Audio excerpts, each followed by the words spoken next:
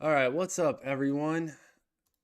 Today is the day we have Trump's big presidential speech he's giving. Oh, there's Elon Musk right there. Looks like about 11 minutes from now. This is the ABC live stream. So I think it's going to definitely be very interesting. There's already a lot of Democrats completely protesting it, not showing up. There's a lot of women wearing pink. For some reason, pink is supposed to be protesting Trump. Not sure why. There's also been rumors from Axios saying that a lot of Democrats plan on being very disruptive. When it comes to making noise or doing a bunch of other, like, so shaking egg cartons or something. Um, yeah, so it should be a fun one. If you guys haven't already, make sure you subscribe to the channel. Um, we're just gonna be chilling until then. I'm gonna flip over to my Twitter and we'll just see what's going on there. I think President Trump has left the White House and is on his way to. Oh, wait, I think it might have been right there. Yep, there's his motorcade right there. He's on it 2 minutes ago, on his way. Oh, this says Antifa tried to block President Trump's motorcade. What?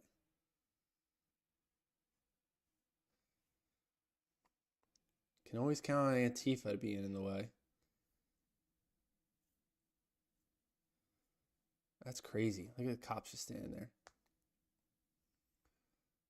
Let me see.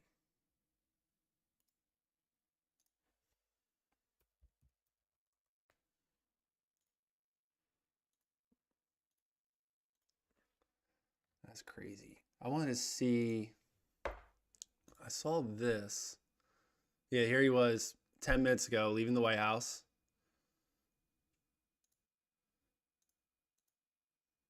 I think he's ready to go. Probably more than ever. Oh my God, I'm still getting a little everything set up. I haven't done this in a while.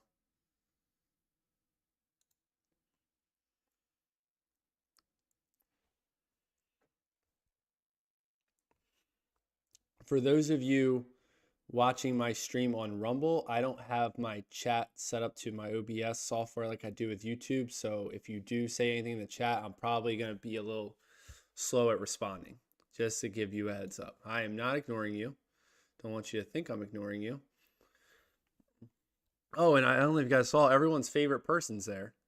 Harry Sisson hanging out with Chuck Schumer. This dude's so scary looking. Like, look at him. Creepy. I think, yeah, and Chris Mowry is also there. I'm not sure if they were invited or what the purpose of them being there in general. Because I'm pretty sure you have to be invited by like a congressman or something, right, to even be like able to watch it in person, from my understanding anyway. I could be wrong. Let's flip over back to see if there's anything going on. No, it looks like also just getting set up.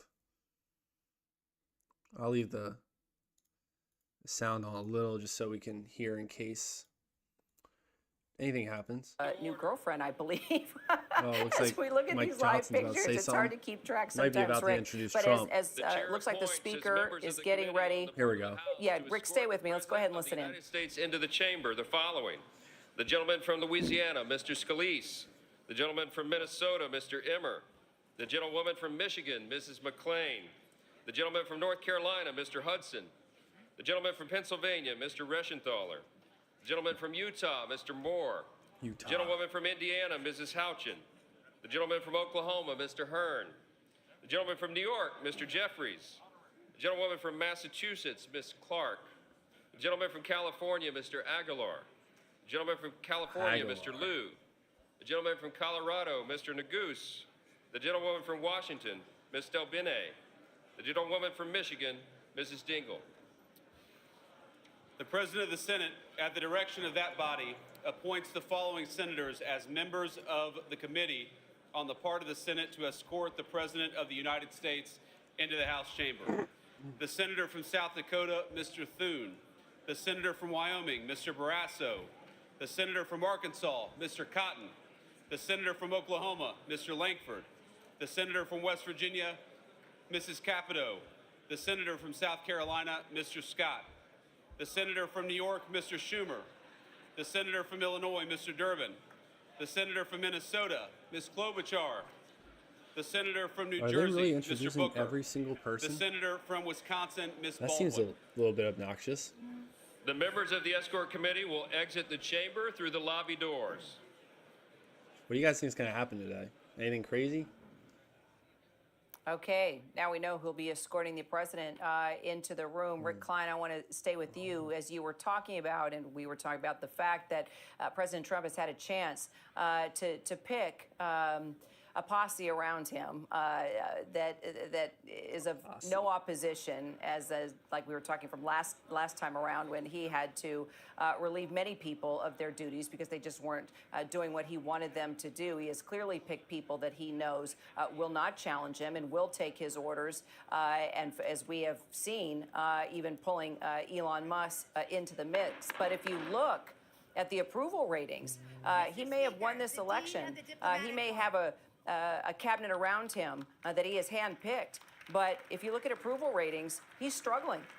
Yeah, and there's a lot of anxiety out there, and I'm curious if that's acknowledged in any way, shape, or form in the president's speech tonight, that he's going to paint a pretty rosy portrait of his first 40-something days. But a lot of people in that chamber, members of Congress and people that have lost their jobs through the efforts of the Department of Government Efficiency, are feeling uncertain right now. And just looking at the events of the last couple of days, look at the chaos that ensued after the Zelensky Oval Office meeting, the turmoil in the markets and in world affairs with the imposition of tariffs. There are so many fronts where there is massive uncertainty at this moment, and it is reflected in the polling. Donald Trump is doing better in the polls than he did during much of his first term, but that isn't to say that he's a runaway winner right now. A lot of people are skeptical of his leadership and skeptical of the direction that the country's heading in overall. I think he only has been in there a Elizabeth month, so I think I'll let you follow up on that as we talk about anxiety and fear.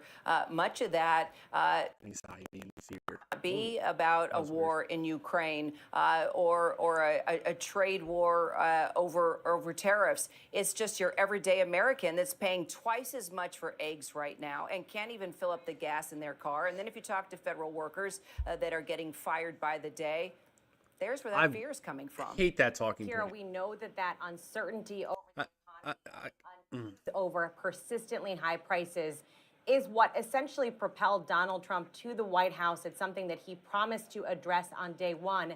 And so many households are hoping and expecting that is a promise he can deliver on. They are seeing those record high prices at the grocery store. They see persistently high costs for day-to-day expenses like rent. And they want to see what can the government do to lower those prices and what can be done on a larger scale to make the cost of living more affordable, whether it's from Congress or from President Trump himself. And they've just announced, we Is it? We'll see members of the Supreme Court enter in. Do we want to pause and listen in for a moment?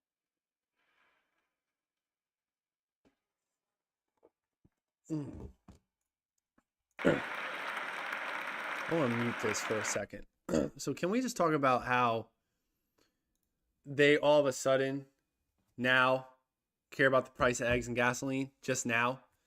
If you actually look at the price of eggs charts, they're at all-time high, like right as Trump took office. So when Biden was still president, they were hitting the all-time high. They literally have gone up $2 per carton in the past like 4 months. None of them talked about that. Gas, the price of oil has actually gone down $10 a barrel since Trump took office. I know gas in my state of Maryland's gone down like 40 cents since Trump took office. I can't speak for other states. If maybe you guys can comment and let me know if that's how you guys are. But I mean, I think these are just the simple talking points. But like, where was this talking points last 4 years? They were all silent. All right, unmute now. He was heaping praise on the president, saying he admires his strong leadership, that Ukraine is willing to work with the United States as quickly as possible to bring this war to an end. But it is unclear, Kira, if any of that is enough to move President Trump. We are seeing this pretty dramatic rupture in relations between wartime allies. He We're comes talking out. about the U.S. pausing all military aid to Ukraine, and Yes, he this did. could have a profound impact if it lasts long enough. In fact, a Ukrainian intelligence official tells us that the impact of that freeze could be felt in 2 weeks, and that the I'm pretty sure ammunition shortage Zelensky's could already get like begging to very come back serious because of that. during the summer. I think I saw White something House about that officials today. have told me that they believe Zelensky was disrespectful, that he was ungrateful in that Oval Office meeting. Zelensky He did very come much off very trying to entitled. right that ship and make sure that hopefully this aid can be unpaused, Kira.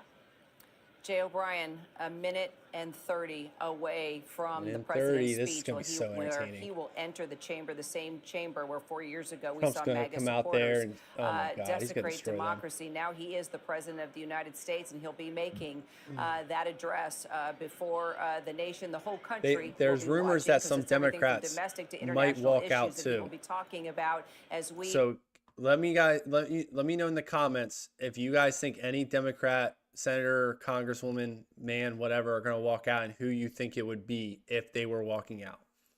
Let me know in the comments. Democrats do in that chamber, the signs of resistance they show, whether they're audible or silent, the colors they're wearing, etc. And also keep an eye on Elon Musk. He's going to get the bulk of the attention in that room, in addition to President Trump, because of the outsized role he's playing. Musk, remember, riding in the motorcade with Trump on his way over here from the White House, not in the Beast, the presidential limousine as we first thought, but in the motorcade, sitting there in the chamber in a prominent place, in a prominent role in this administration, unlike one we've seen in decades in this country. So in addition to the words coming out of President Trump's mouth, watch Elon Musk in that room too. Jay O'Brien, thank you. Minutes away now from the start of the presidential address to Congress. We hand it over now to our David Muir Here we go. and team. Stay with us. Our live coverage continues. It's going to be so entertaining.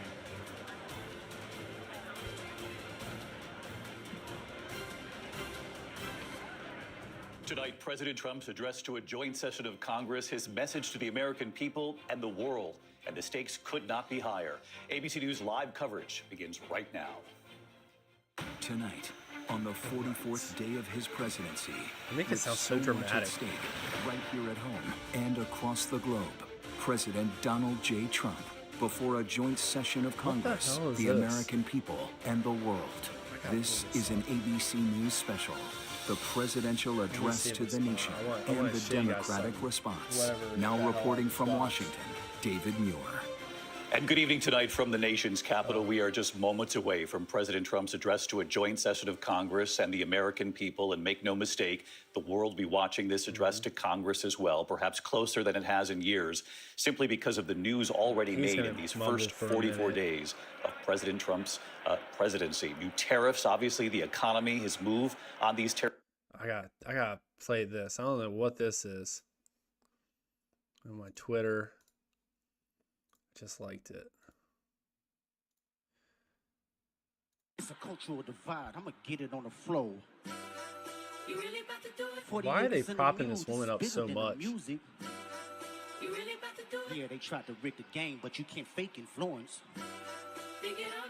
Hey, I'm tripping, I'm sliding, I'm riding through the back like fuck. Mustard on a beat, bro, deep boat in the rap. Oh my God. Why? The new administration has attempted an aggressive downsizing of the federal government, led, of course, by They are Elon Musk and propping his her up team. so The administration hard. laying off thousands of government employees, targeting some federal agencies, including USAID, the CDC, NOAA, among others. Elon Musk is in the chamber tonight as we look at live pictures of the chamber. Rachel Scott is also cringy. there. And Rachel, there he Elon. is, Elon Musk, special government employee. And he is the president's most powerful Cash. senior advisor. Billionaire Elon Musk is now in this chamber. He is still standing on his feet right near the First Lady's box. We have learned that he was in the presidential motorcade. He did enter this chamber to some applause. Some Republicans eager to get his attention on the House floor, one even holding up a sign saying, "Doge, the Department of Government Efficiency rocks." Clearly, some in the room here disagree. And this is striking, David, because many of the attendees tonight, some of the guests, are fired federal workers, people who have been impacted by the Department of Government Efficiency and the efforts to shrink the size of the federal government. David, the president says tonight he's going to tell it like it is, but really make no mistake about it, this is President Donald Trump's Washington. He has the majority in the House, the Senate, a conservative-leaning Supreme Court. This is a Republican Party that is made almost entirely in his image, David. Rachel Scott in the is that chamber Melania? for us. First Lady Melania Trump arriving, and we know that Elon Musk is in the First Lady's box. She has several guests tonight, which we will get to over the course of this evening. President Trump expected, obviously, to point out the First Lady in the chamber, as well as the reasons for her guests being there. Elon Musk not far from the First Lady. Rachel Scott talking about the balance of power in Washington. You saw that cutaway there just a moment ago of Speaker Johnson and Vice President J.D. Vance, Mary Bruce, Republican Speaker of the House, obviously J.D. Vance, the Vice President. But Donald Trump has a Republican Party right now that's in control of both the House and the Senate. And you are going to see that full Republican power on display here tonight. It will be quite remarkable to see the president, unlike we did before during his first term, to come in. So who are all I these believe we may be people getting coming out? close to that moment, David. The House Sergeant at Arms. Speaker, the president's cabinet. Oh, The president's cabinet now entering the room. And Mary, you've covered this every step of the way. His cabinet nominees, by and large, the vast majority of them getting nominated and accepted by the Senate. And again, a sign of just how behind him this party is. Of course, the president there appointing many. There you see Marco Rubio, you see the Treasury Mitch Secretary McConnell is only behind one of him. two senators I that believe no that's one's Pete in there. Hegseth entering as well, all shaking hands. And he's Despite, I think, a mental. lot of what were initially seen as controversial picks for his cabinet, all of them ultimately sailing through because the party is in such lockstep behind him. And many of these people, of course, in his cabinet are those who have shown themselves to be deeply loyal to Donald Trump, willing to do anything to support his agenda, David. Pete Hegseth, RFK Jr., the Health and Human Services Secretary, and Martha Raddatz. Pete Hegseth faced a battle there for a while. It looked somewhat questionable. So did RFK Jr.'s nomination, but Republicans, by and large, stood by this president with these thin majorities and got these nominees across the finish line. Exactly, David. It took a while, especially with Pete Hegseth. There was some reporting about his past and assumed or not charged with a sexual assault, but there were reports that he denied, obviously, but he got through just barely, and it took J.D. Vance to get him through. Of course, Yeah, he's it was a Mitch Fox McConnell, News Susan personality. Collins, He was I think a someone else major voted no. in the military, served in Iraq, and used those credentials very fulsomely. Kristi Noem, Secretary of Homeland Security. Rachel Scott was embedded with the team today with ICE and the FBI as they raided a local community in Virginia, continuing to make arrests across the country in implementing the president's plan on immigration. And when you look at this cabinet, John, the sweeping nature of his choices, President Trump approached this second time around very differently from the first. This was about loyalty. This was about getting the picks that he wanted. Well, the and picks he are got actually them there. good, too. David, this second Trump presidency is in many ways entirely different from the first. You know, first, he comes into Washington, he comes into this with something he can claim as a mandate. He won the popular vote. He obviously didn't win the popular vote the first time around. It was a more decisive electoral college victory. He was new to Washington last time. He is certainly no longer new to Washington. And yes, everyone this in Washington cabinet knows him now. is stacked with people who are personally loyal to Donald Trump, as is his West Wing. He wasn't relying on outside advice on how to pick. He wasn't picking people that he had only recently met. These are people who are not going to take action to block Bobby Kennedy Jr. I mean, Bobby Kennedy Jr., who I've known for some 30 years. Bobby Kennedy Jr., of course, from one of the most famous Democratic families in American history. Bobby Kennedy Jr. endorsed Donald Trump and was rewarded with the Health and Human Services You guys Secretary remember post. when And it was interestingly, Nancy not a single Pelosi up there? She Democrat ripped the voted thing. to confirm Bobby Kennedy. It was an extraordinary scene to witness, and not only that, but several members of the Kennedy family spoke out against RFK Jr. Yeah, I in think this that was messed up. nomination, including Ambassador Caroline Kennedy, who waited till the very last moment before she stepped in to make her opinion known that she did not believe that her cousin should be secretary, but he is secretary nonetheless. And his first major challenge could be the measles outbreak that we've seen in West Texas and cases popping up elsewhere in the country. J.D. Vance, Speaker Johnson laughing about something there at the front of the chamber there. Lindsey Davis is also with us here in the studio tonight. And Lindsey, a lot of eyes will also be on the Democrats inside that chamber. And there has been a lot of debate about whether or not they have any sort of cohesive response as of yet to what they've seen in these first 44 days. Sure, a number of Democrats have said that they're absolutely not going to even show up tonight. Some have said that they're going to wear black as a symbol of this being a somber evening. Several women have said that they're going to wear pink. Many people doing kind of different versions of protests. But look, the stock market is down, inflation is up. Donald Trump has said he's going to tell it like it is tonight. We have to wonder if he's going to really touch on those issues in the first 44 days. It has been a dizzying time, right? He's signed at least 76 executive orders. There are about 100 lawsuits that are pushing back on some of those. But this is more activity than we've seen in any other American president in their first 100 days in more than 40 years. And we're talking about... What they don't tell you either is that inflation's been going up since October, when Biden was president.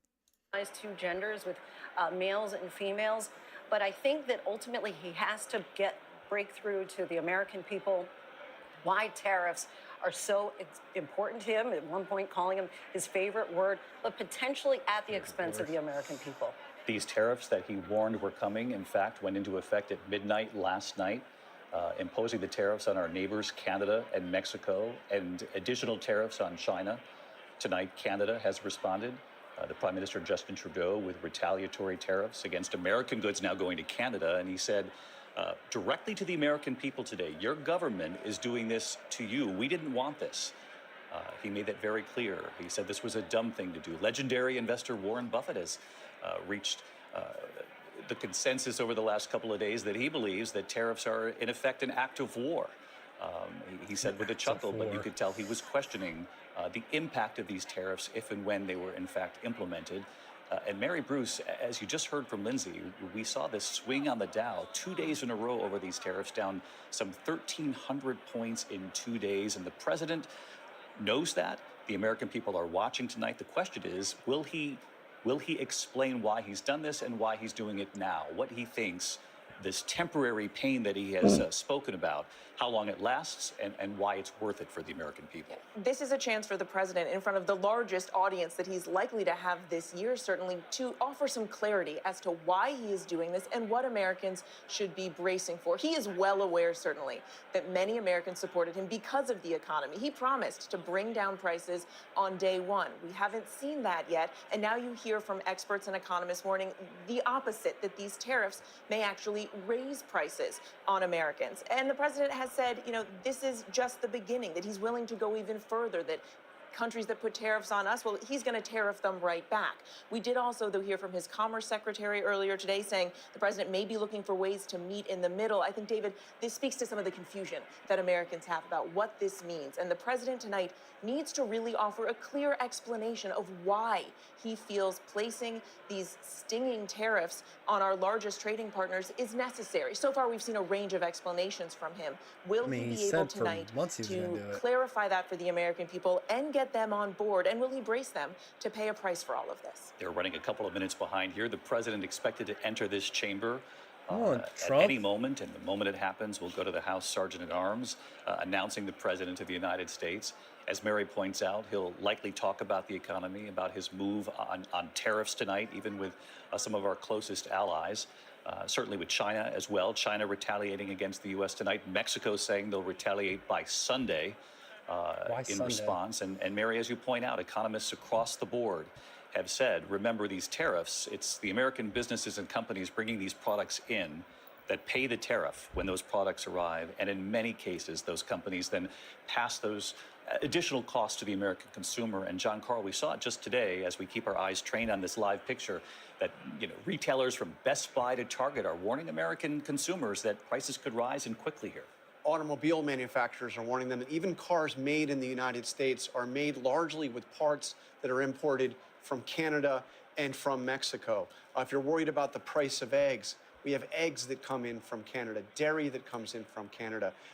Look, this is a big gamble for this president, and we've seen how the markets have reacted. We've seen anxiety from businesses. Markets will bounce back up. The market always goes back up. I think it's important People to buy say the dip and it gets back this to is normal. exactly what Donald Trump promised to do during the campaign. He spoke over and over and over again about what he thought could be accomplished with tariffs. At times, he talked about tariffs of 20%, 25%, 100%. Was that a speech where he talked about 200% tariffs that he could do? So this is not a surprise, but it certainly has caused anxiety. Oh, here we go. Hear the gavel. Let's listen in. Mr. Speaker, the President of the United States. Here he is. William McFarland, the House Sergeant-at-Arms, announcing President Trump's return to that chamber.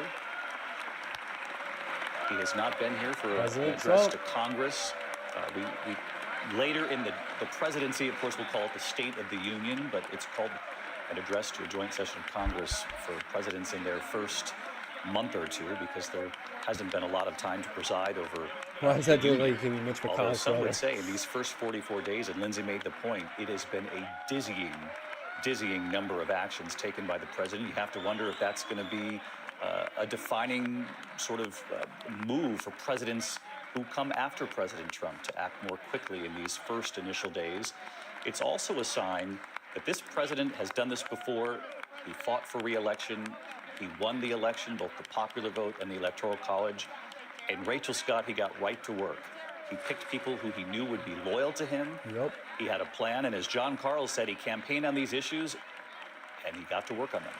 Right away, David, and he's faced very little resistance from Republicans, and this is the divide in Washington that we are seeing play out right here inside of this chamber. Of course, you have Republicans that are rushing to greet the president on the aisles. You have Democrats that are staying seated sort of in protest here as he makes his way down. It is remarkable. The last time that the president stood at this podium, he had just been acquitted in his first impeachment trial. Democrats had just begun their 2020 presidential primary. I'm sure they'll probably try and wasn't impeach even him at 5 its more peak yet in times. the United States, and here we are. That's all he knew how to do. The president now returning here to this House chamber, speaking to this joint session of Congress after surviving 2 attempted assassinations. And yes, this is his Washington with control and the majority in both chambers of Congress. He has moved very quickly in a way that's almost dizzying even to some Republicans. Even they acknowledge that the president moving at lightning speed, David, to get things done. And Rachel, talk to me about the challenge that the Democrats now face and how to respond to this. I mean, there's no doubt about it. The Republicans are in control. Thin majorities, as I mentioned, in the House and the Senate, but they do control Washington at this point. And this president, at least for the first 44 days, really didn't turn to Congress for much, if at all. These were executive orders and actions. I'm surprised he showed up. And now comes this address to a joint session, and perhaps he'll try to make the case on things that they need to work together on. But as you pointed out, you're looking around the room, many Democrats aren't even standing. And that's what I'm looking for tonight, David. Does the president appeal to Democrats from across the aisle to try to suggest something that they could work on together, some sort of bipartisanship? As you mentioned, he moved forward with a Democrats slew don't of wanna executive work on actions anything from his bipartisan. very first day inside of the Oval They have to be Office. anti-Trump The no big matter question what. here for Democrats, what exactly can they do? And this is something that they are struggling with internally. They really do not have a coherent message. Democratic leaders will even tell you that they don't have the majorities in either chamber, so much so that they're actually considering whether or not they want to leverage a possible government shutdown in just 10 days and a way to push back against some of the efforts from the Department of Government Efficiency and Elon Musk and the Trump administration. We'll have to see That'd if be they go very forward with that. hypocritical But of them. Democrats, they are keenly aware of what they are up against here. They are having some challenges. Imagine protesting the Department of Government Efficiency by saying we should shut down the whole government. That makes no sense. Things the president is expected to focus on tonight, David. Rachel, thank you as we watch as the president greets members of not only the Supreme Court, but the military and big changes at the Pentagon, Martha. The chairman of the Joint Chiefs out in just the last couple of days. One of the Let's see, first maybe I things say it he on said Twitter. he wanted to do was Anything get rid of interesting? woke generals. Pete Hegseth said the same thing, Secretary of Defense. He fired General C.Q. Brown, just about ready to speak there, and also the Chief of Naval Operations. So some of those people are unfamiliar there tonight. Chants of USA inside the chamber.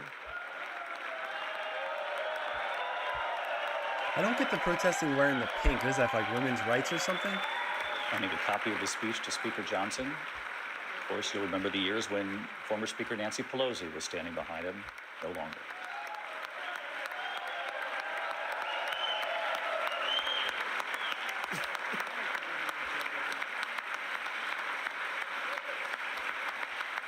There he is.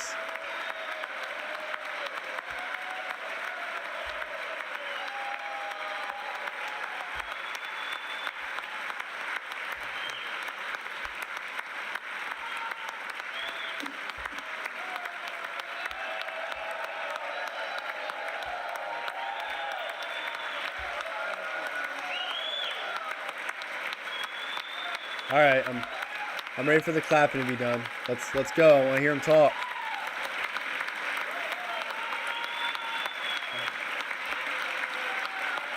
Thank you.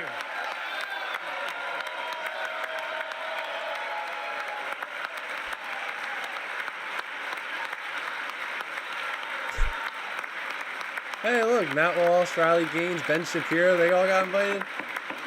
So we got them three, and the Democrats decided to invite Harry Sisson. It's a great honor. Thank you very much. Stupid. Speaker Johnson, Vice President Vance, the First Lady of the United States,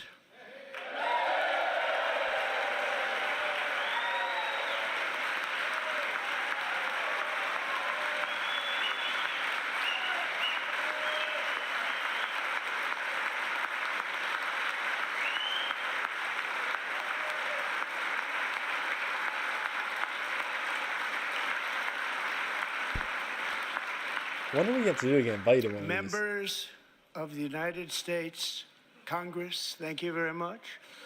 And to my fellow citizens, America is back.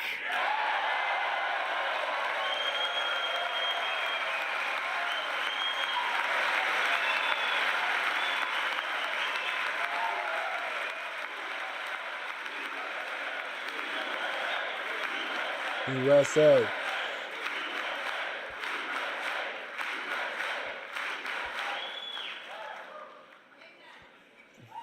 6 weeks ago, I stood beneath the dome of this Capitol and proclaimed the dawn of the golden age of America. From that moment on, it has been nothing but swift and unrelenting action to usher in the greatest and most successful era in the history of our country. We have accomplished more in 43 days than most administrations accomplished in 4 years or 8 years, and we are just getting started.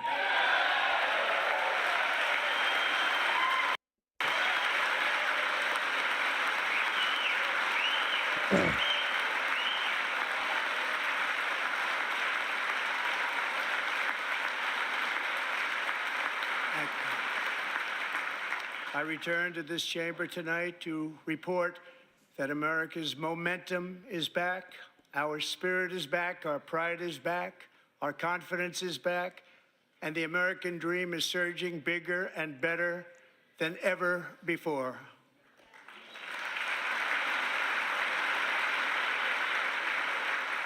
The American dream is unstoppable, and our country is on the verge of a comeback, the likes of which the world has never witnessed and perhaps will never witness again. There's never been anything like it. The presidential election of November 5th was a mandate like has not been seen in many decades. We won all 7 swing states, giving us an electoral college victory of 312 votes. And a popular vote victory, which is more impressive.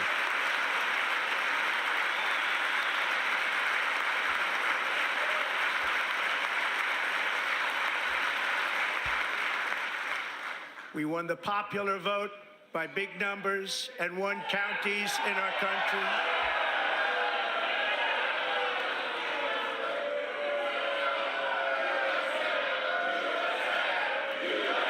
What the? Was that booze?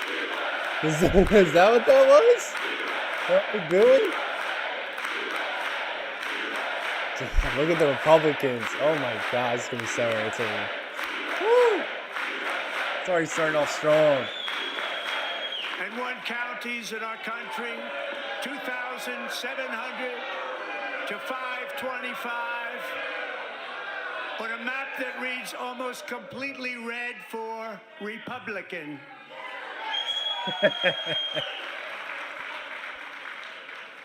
Now, for the first time in modern history, more Americans believe that our country Mike is headed Johnson in the said he right wants to direction speak up. than the wrong direction. In fact, it's an astonishing record, 27-point swing, the most ever.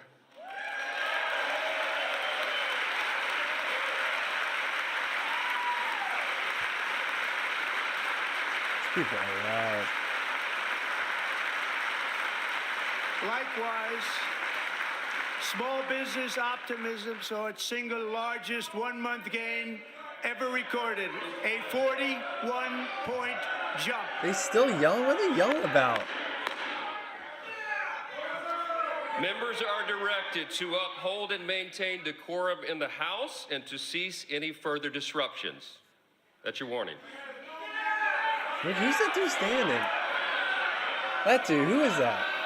Members are engaging in willful and continuing breach of decorum, and the chair is prepared to direct the Sergeant-at-Arms to restore order to the joint session.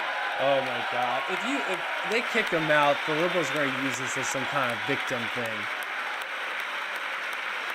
They're going to kick him out for being disruptive, and the whole media is going to be like, oh my God, Trump is censoring freedom of speech. This is such a lose-lose situation for them. All because these crybabies want to scream. Mr. Green, take your seat. Take your seat, sir. Take your seat. Mr. Green? Finding that members continue to engage in willful and concerted disruption of proper decorum, the chair now directs the Sergeant-at-Arms to restore order. Remove this gentleman from the chamber.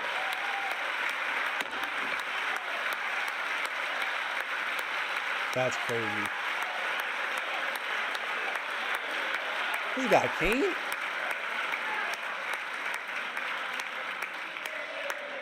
They are losers, I agree. My God, they're children. Oh my God, you're still going, dude. Come on. Nobody cares what you have to say. Members are directed Child. to uphold and maintain decorum in the House. Mr. President, you continue. Thank you. Over the past 6 weeks, I have signed nearly 100 executive orders and taken more than 400 executive actions, a record to restore common sense, safety, optimism, and wealth all across our wonderful land. The people elected me to do the job, and I'm doing it.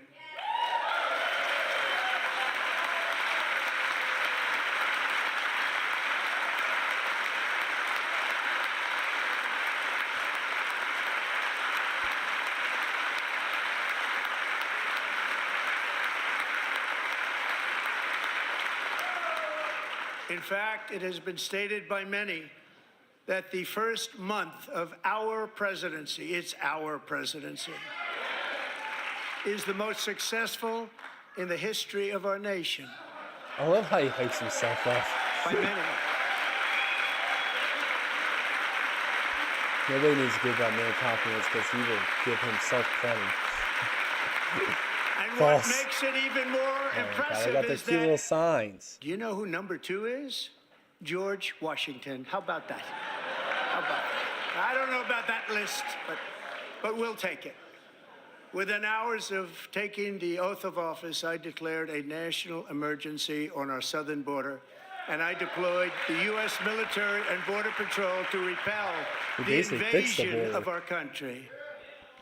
And what a job they've done. As a result, illegal border crossings last month were by far the lowest ever recorded, ever. Well, it was like 8,000 in 1 month. It's insane.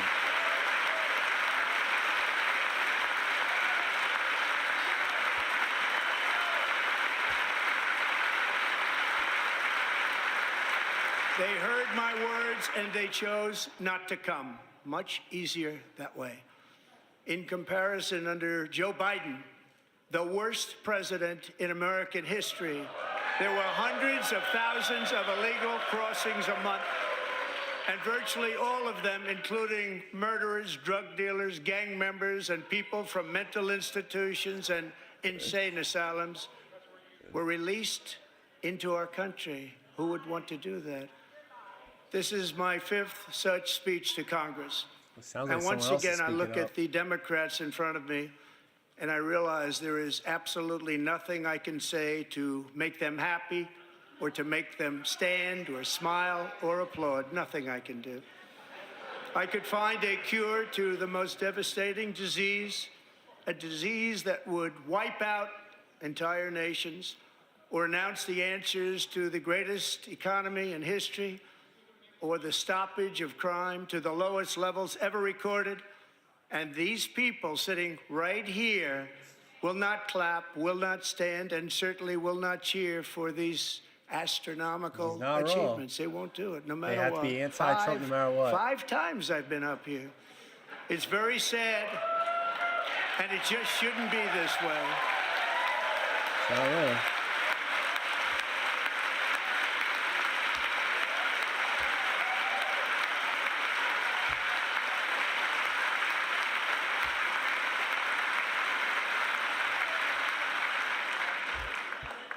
So Democrats sitting before me, for just this one night, why not join us in celebrating so many incredible wins for America? For the good of our nation, let's work together and let's truly make America great again.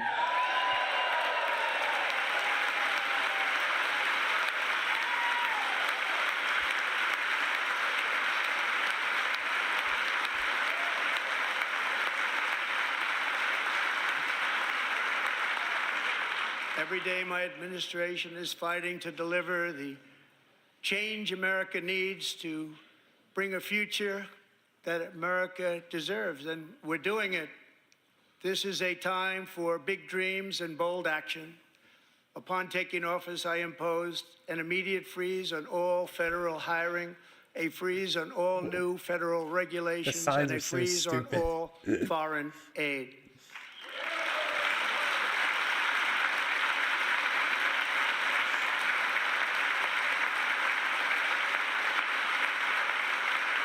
I terminated the ridiculous Green New Scam. I withdrew from the unfair Paris Climate Accord, which was costing us trillions of dollars That group is so that pointless. other countries were not paying. And you get to set I your own withdrew standards. from the corrupt World Health Organization.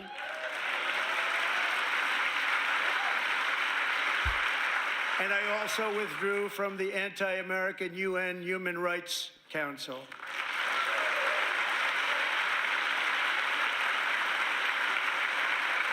We ended all of Biden's environmental restrictions I that didn't were think about making that. our We country probably do far pay less for safe those. and totally unaffordable. Oh, that makes it more And annoying. importantly, we ended the last administration's insane electric vehicle mandate, saving our auto workers and companies from economic destruction. Chuck Schumer sitting there.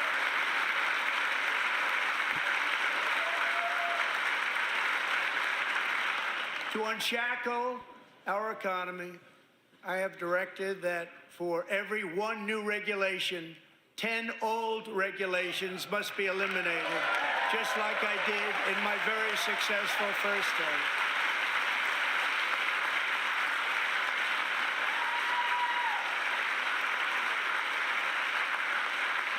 And in that first term, we set records on ending unnecessary rules and regulations like no other president had done before. We ordered all federal workers to return to the office. They will either show up for work in person or be removed from their job.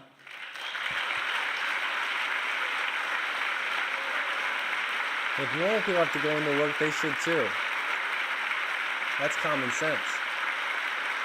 And we have ended weaponized government where, as an example, a sitting president is allowed to viciously prosecute his political opponent, like me. How did that work I like how he's looking the Democrats' direction. He said, how'd that work? Yo, he's such a savage. He said, not so great. Look at Raskin. He's so useless. And I have stopped all government censorship and brought back free speech in America. It's back.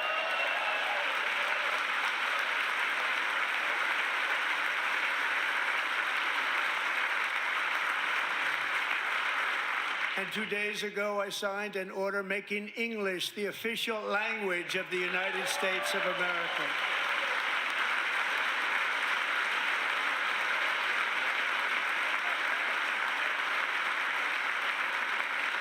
I renamed the Gulf of Mexico the Gulf of America. Gulf of America. You know, I thought that was one of those things where it's kind of stupid, but now I'm kind of vibing with it. And likewise, I renamed for a great president, William McKinley, Mount McKinley again. Beautiful Alaska. We love Alaska.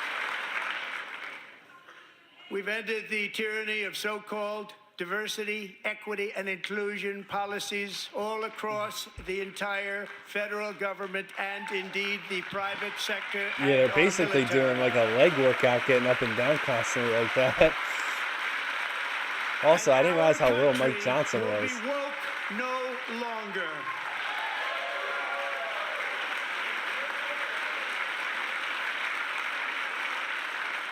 We believe that whether you are a doctor, an accountant, a lawyer, or an air traffic controller, you should be hired and promoted based on skill and competence, not race or gender. Very important. And this is common sense. I don't know why it's become so controversial.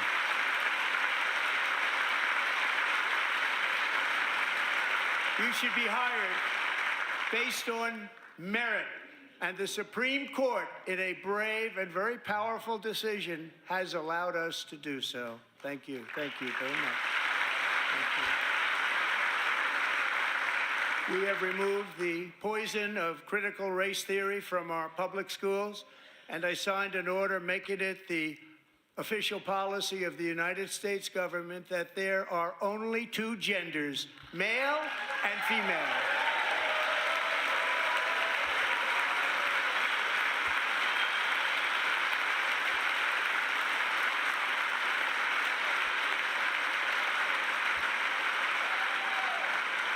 I also signed an executive order to ban men from playing in women's sports.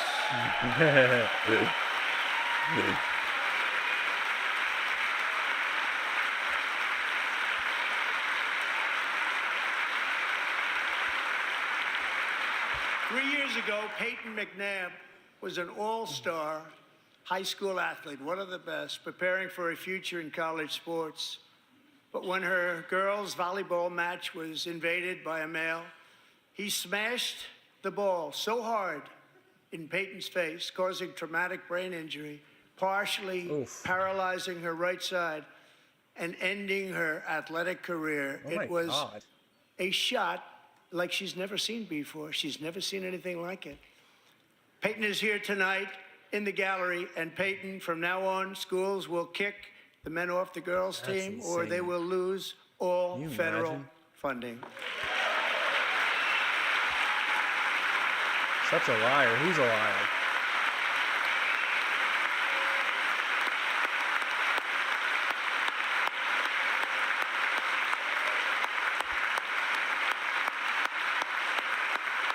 That's so sad.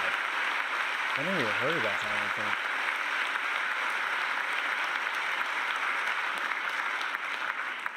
And if you really want to see numbers, just take a look at what happened in the women's boxing, weightlifting, track and field, swimming, or cycling, where a male recently finished a long-distance race 5 hours and 14 minutes ahead of a woman for a new Wow. record by 5 hours. That's insane. Broke the record by 5 hours.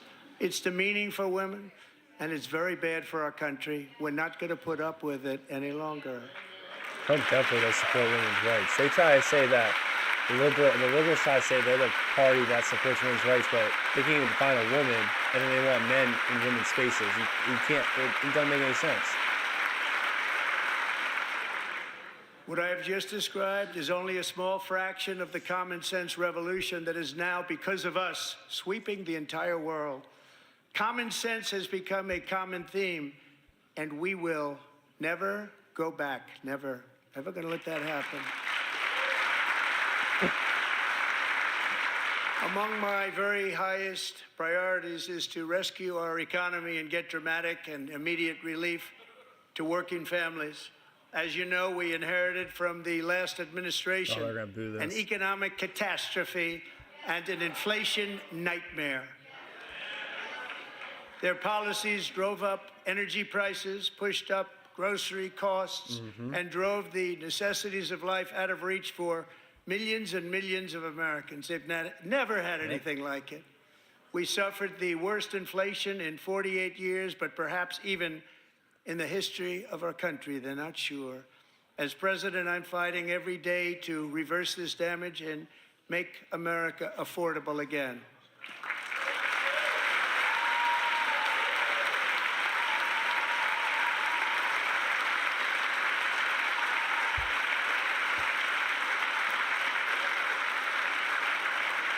Joe Biden especially let the price of eggs get out of control. He brought eggs. The egg price is out of control.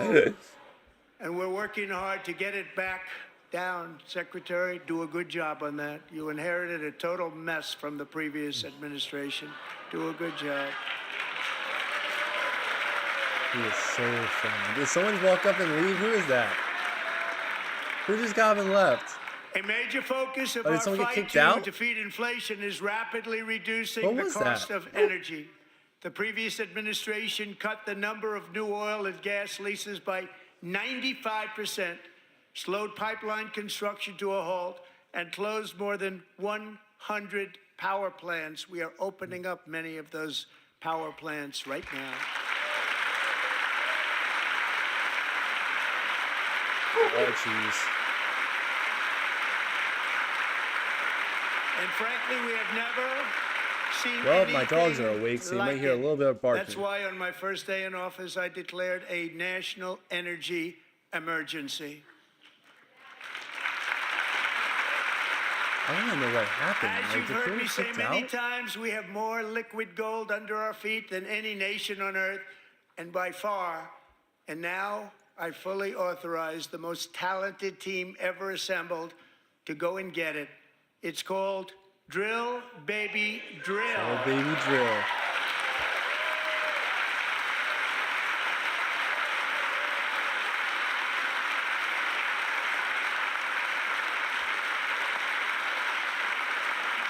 My administration is also working on a gigantic natural gas pipeline in Alaska, among the largest in the world, where Japan, South Korea, and other nations want to be our partner with investments of trillions of dollars each. There's never been anything like that one.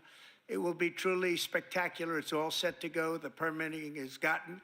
And later this week, I will also take historic action to dramatically expand production of critical minerals and rare earths here in the USA.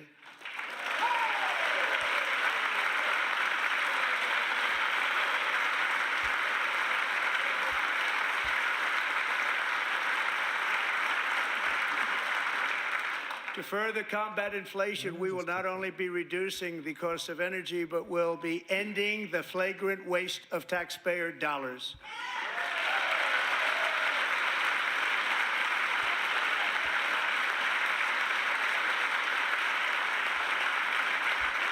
And to that end, I have created the brand new Department of Government Efficiency. Yes, sir. Perhaps you've heard of it. He said, perhaps you've heard of it. There's Elon. Which is headed by Elon Musk, who is in the gallery tonight.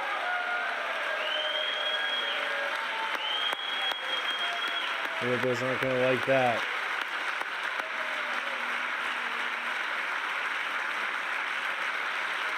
Elizabeth Warren playing on her phone. Thank you, Elon. She's Working all very tough hard. on He camera didn't at need home, this. but He didn't need this. silent Thank anywhere you else. very much. We appreciate it. Everybody here, even this side, appreciates it, I believe. They just don't want to admit that. Just listen to some of the appalling waste we have already identified. Does anybody know why he always does $22 this? billion from HHS to provide free housing and cars for illegal aliens. $45 million for diversity, equity, and inclusion scholarships in Burma. $40 million to improve the social and economic inclusion of sedentary migrants. Nobody knows what that is. $8 million to promote LGBTQI+ in the African nation of Lesotho, which Oh yeah, they loved nobody him has just ever 5 heard years of. ago. $60 million for indigenous peoples and Afro-Colombian empowerment in Central America. They literally $60 loved him million. until he bought Twitter. $8 million for making mice transgender. Well, that's really important. This is real. $32 million for a left-wing propaganda operation in Moldova. $10 million for male circumcision in Mozambique. $20 million for the Arab Sesame Street in the Middle East. It's a program. $20 million for a program.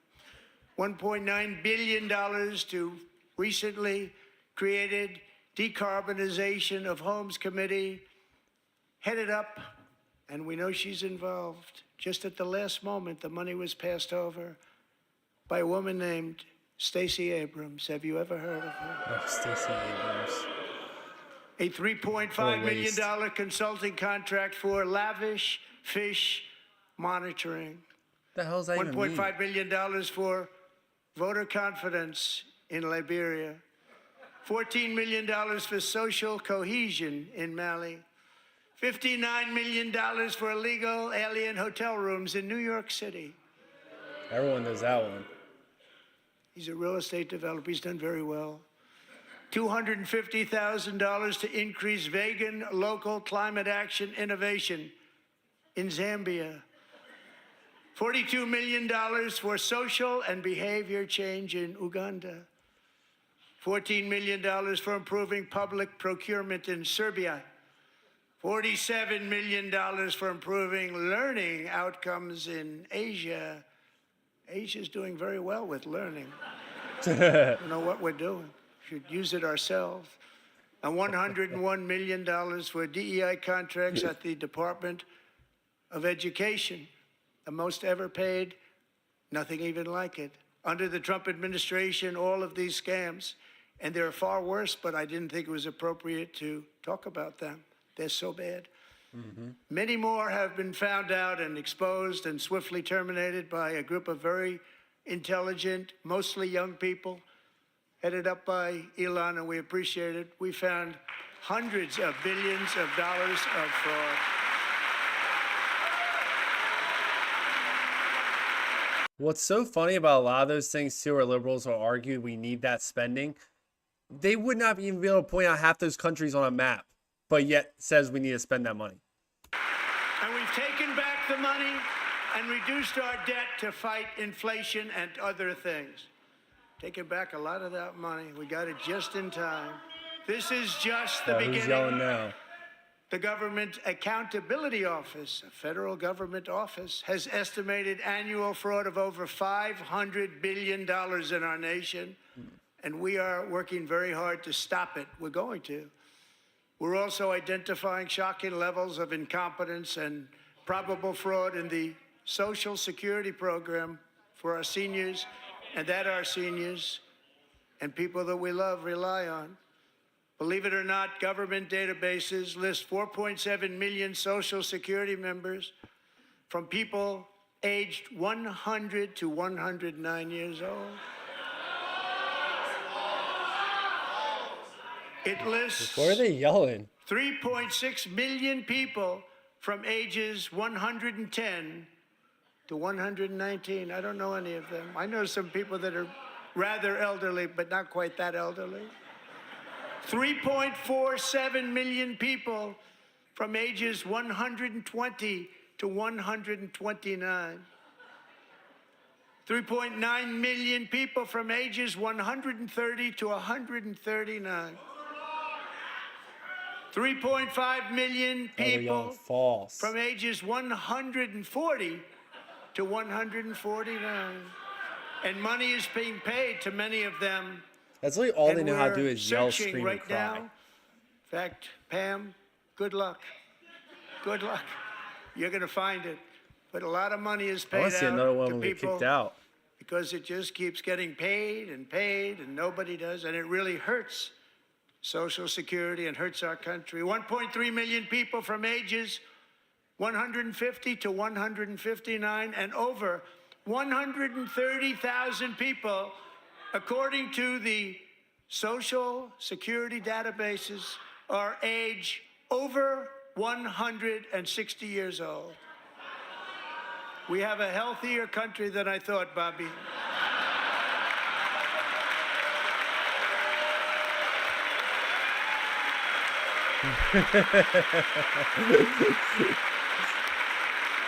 Yeah, he's so funny. How do you hate that man? He's so funny. Including, to finish, 1,039 people between the ages of 220 and 229. One person between the age of 240 and 249. And one person is listed at 360 years of age. I want to meet that person. More than 100 years. More than 100 years older than our country. But we're going to find out where that money's going. And it's not going to be pretty. By slashing all of the fraud, waste, and theft we can find, we will defeat inflation, bring down mortgage rates, lower car payments and grocery prices, protect our seniors, and put more money in the pockets of American families.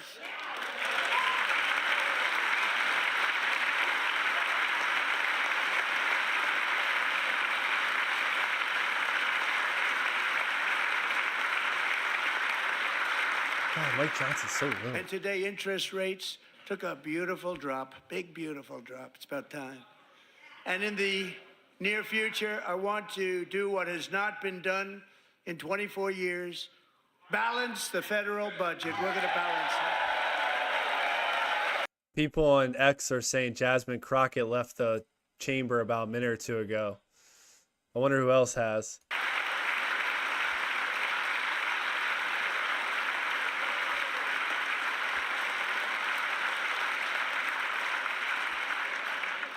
With that goal in mind, we have developed in great detail what we are calling the Gold Card, which goes on sale very, very soon.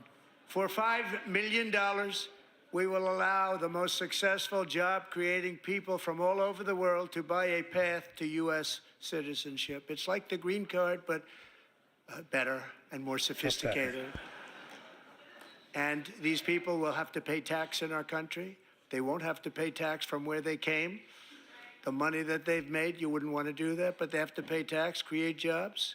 They'll also be taking people out of colleges and paying for them so that we can keep them in our country instead of having them being forced out. Number one, at the top school, as an example, being forced out and not being allowed to stay and create tremendous numbers of jobs and great success for a company out there. So while we take out the criminals, killers, traffickers, and child predators who are allowed to enter our country under the open border policy of these people, the Democrats, the Biden administration, the open border insane policies that you've allowed to destroy our country, we will now bring in brilliant, hardworking, job-creating people. They're going to pay a lot of money, and we're going to reduce our debt with that money.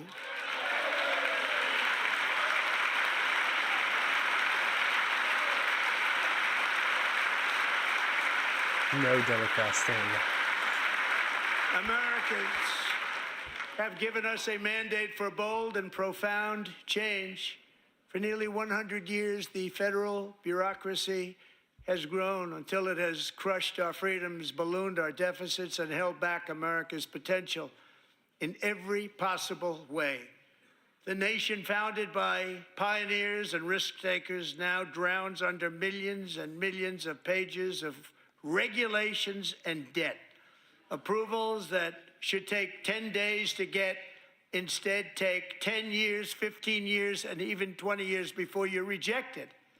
Meanwhile, we have hundreds of thousands of federal workers who have not been showing up to work. My administration will reclaim power from this unaccountable bureaucracy, and we will restore true democracy to America again.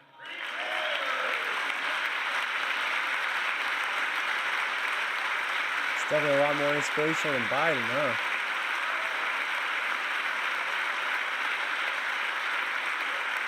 And any federal bureaucrat who resists this change will be removed from office immediately. Oof. He is not playing around. Because we are draining the swamp. It's very simple. And the days of rule by unelected bureaucrats are over.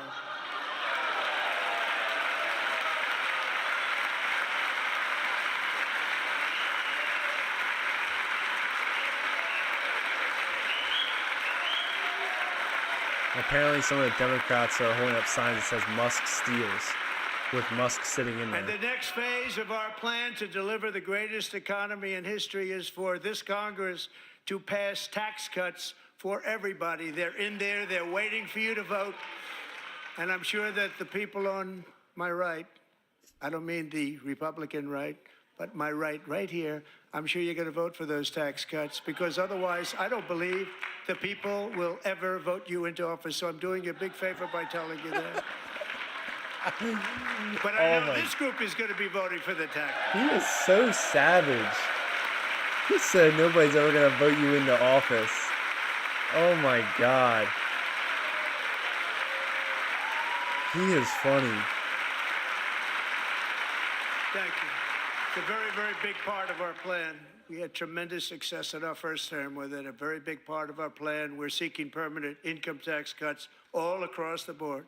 And to get urgently needed relief to Americans hit especially hard by inflation, I'm calling for no tax on tips, no tax on overtime, and no tax on Social Security benefits for our great seniors. I think those first two are already bills in the House, and for some reason they haven't moved in like a month. I don't know if they're reviewing it, but I know those are two separate bills in the House already.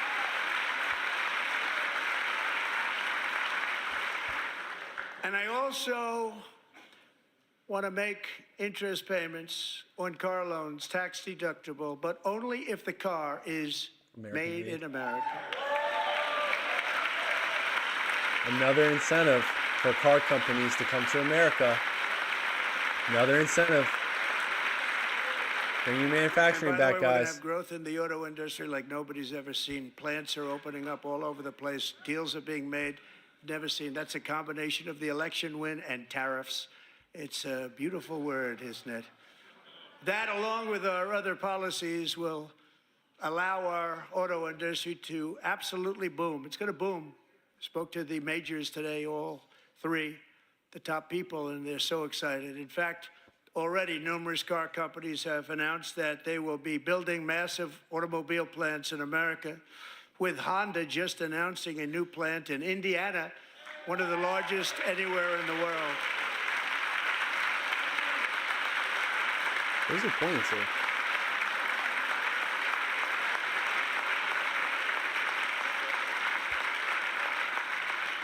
And this has taken place since our great victory on November 5th, a date which will hopefully go down as one of the most important in the history of our country.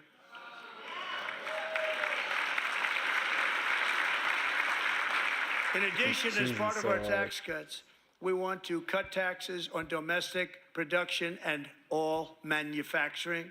And just as we did before, we will provide 100% expensing. It will be retroactive to January 20th, 2025. And it was one of the main reasons why our tax cuts were so successful in our first term, giving us the most successful economy in the history of our country. First term. We had a great first term.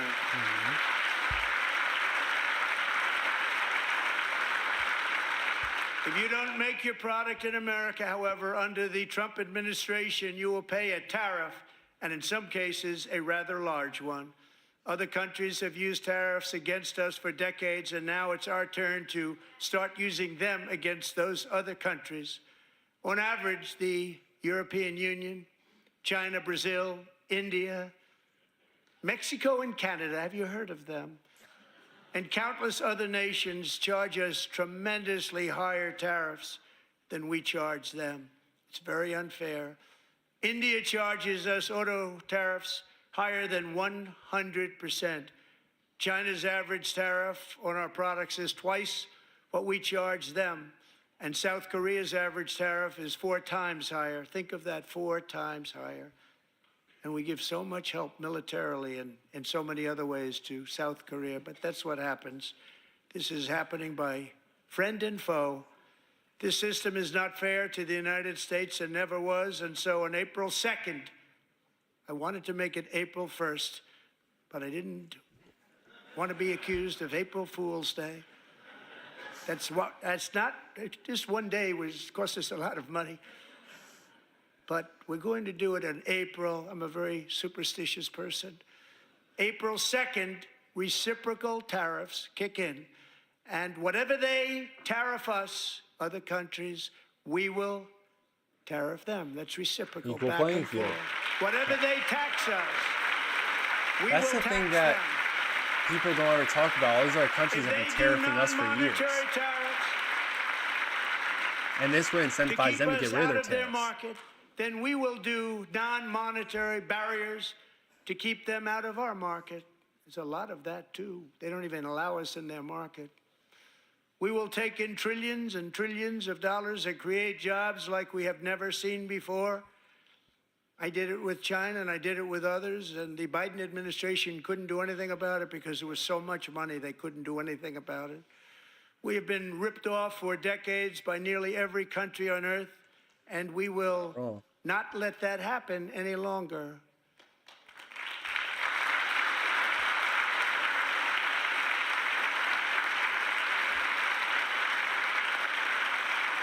Much has been said over the last 3 months about Mexico and Canada, but we have very large deficits with both of them. But even more importantly, they've allowed fentanyl to come into our country at levels never seen before, killing hundreds of thousands of our citizens and many very young, beautiful people, destroying families. Nobody's ever seen anything like it. They are, in effect, receiving subsidies of hundreds of billions of dollars. We pay subsidies to Canada and to Mexico of hundreds of billions of dollars, and the United States will not be doing that any longer. We're not going to do it any longer.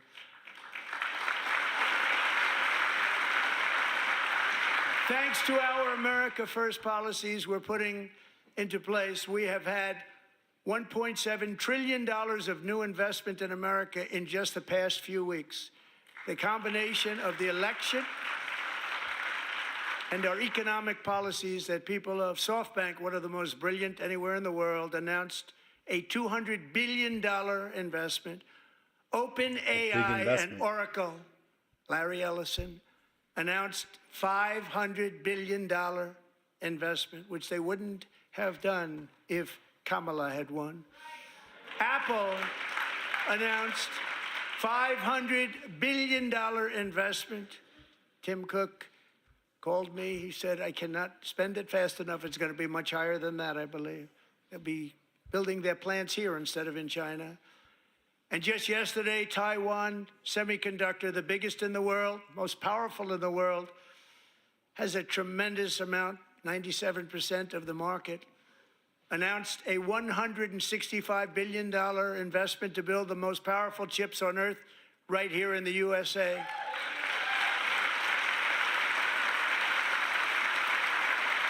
That's a big investment.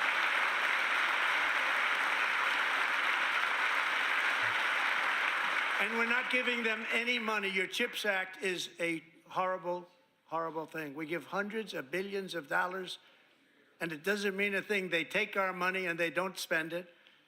All that meant to them, we're giving them no money.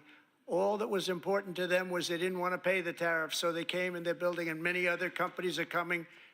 We don't have to give them money. We just want to protect our businesses and our people. And they will come because they won't have to pay tariffs if they build in America. So it's very amazing. You should get rid of the CHIP Act, and whatever's left over, Mr. Speaker, you should use it to reduce debt or any other I like that you reason made it want clear to. that the CHIPS Act is not the reason they're coming here. So that's what a lot of liberals were implying when that was announced.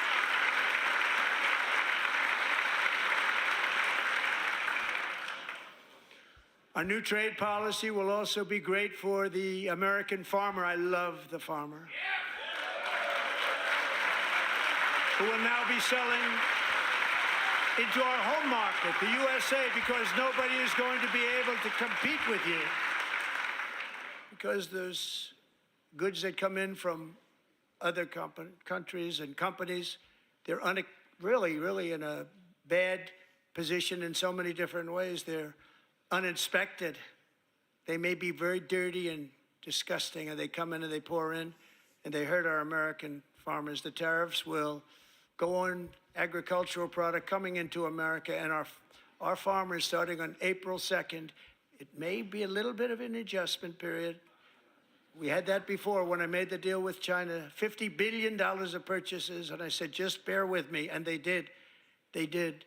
Probably have to bear with me again, and this will be even better. That was great.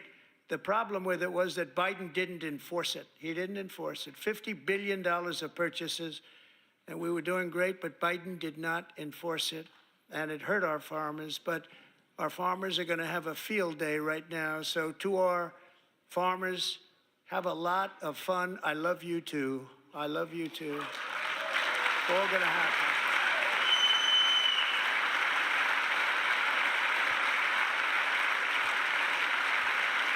And I have also imposed a 25% tariff on foreign aluminum, copper, lumber, and steel, because if we don't have, as an example, steel and lots of other things, we don't have a military, and frankly, we just won't have a country very long. Here today is a proud American steelworker, fantastic person from Decatur, Alabama, Jeff Denard.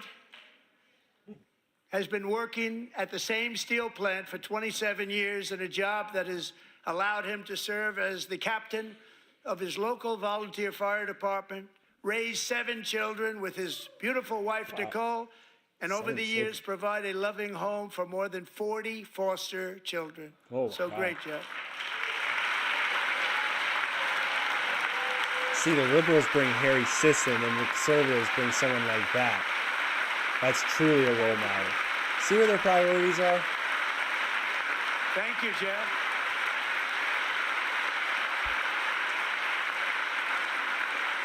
Stories like Jeff's remind us that tariffs are not just about protecting American jobs. They're about protecting the soul of our country. Tariffs are about making America rich again and making America great again, and it's happening, and it will happen rather quickly. There'll be a little disturbance, but we're okay with that. It won't be much. No, you're not. Oh. What did someone say? And look where Biden took us. Very low, the lowest we've ever been. Jeff, I want to thank you very much. And I also want to recognize another person who has devoted herself to foster care community. She works so hard on it. A very loving person, our magnificent First Lady of the United States.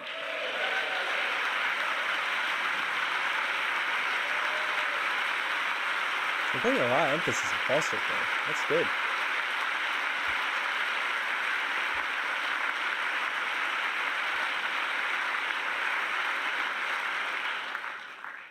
Melania's work has yielded incredible results, helping prepare our nation's future leaders as they enter the workforce. Our First Lady is joined by two impressive young women, very impressive.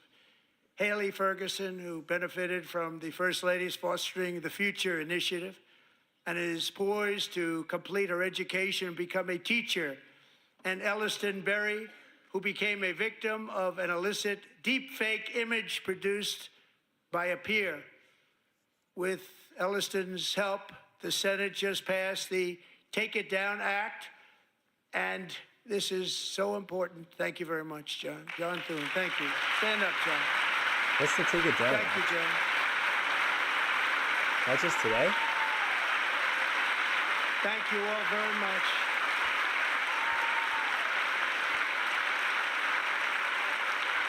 Thank you.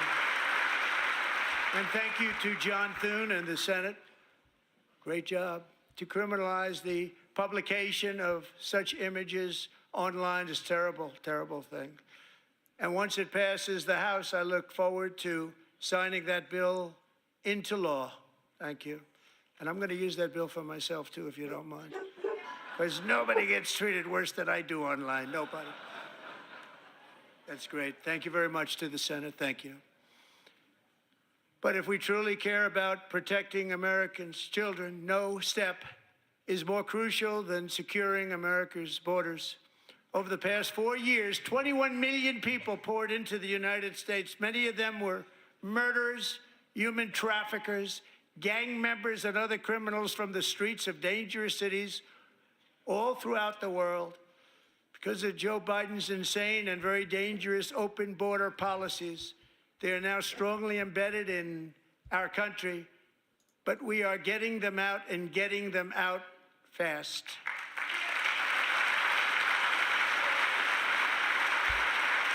Someone else on X just said Maxwell Frost left too when Jasmine Crockett left. He's, I believe, the youngest congressman. Thank Tom Homan and Christy. I want to thank you and Paul of Border Patrol. I want to thank you. What a job they've all done. Everybody, Border Patrol, ICE, law enforcement in general is incredible. We have to take care of our law enforcement. Have to.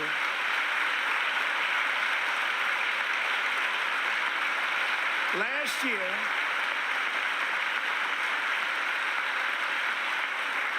a brilliant 22-year-old nursing student named Laken Riley, the best in her class, admired by everybody, went out for a jog on the campus of the University of Georgia. That morning, Laken was viciously attacked, assaulted, beaten, brutalized, and horrifically murdered. Laken was stolen from us by a savage illegal alien, gang member, who was arrested while trespassing across Biden's open southern border. Is that her family? And then set loose into the United States under the heartless policies of that failed administration. It was indeed a failed administration.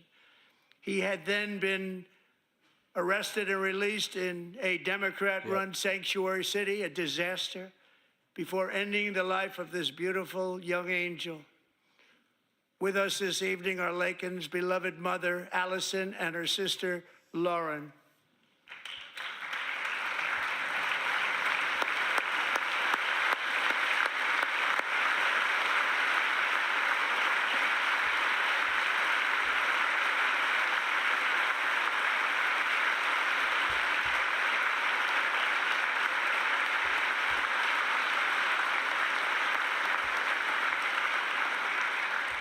Last year, I told Laken's grieving parents that we would ensure their daughter would not have died in vain.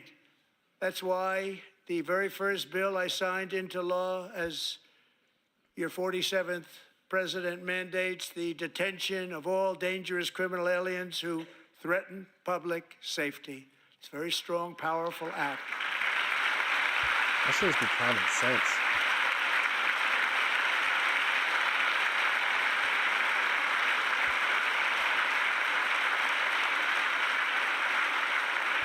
It's called the Laken-Riley Act. So Allison and Lauren, America will never, ever forget our beautiful Laken Hope Riley.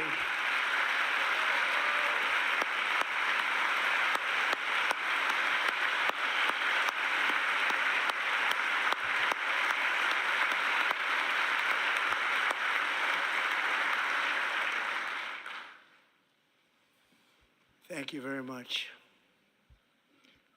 Since taking office, my administration has launched the most sweeping border and immigration crackdown in American history, and we quickly achieved the lowest numbers of illegal border crossers ever recorded. Thank you.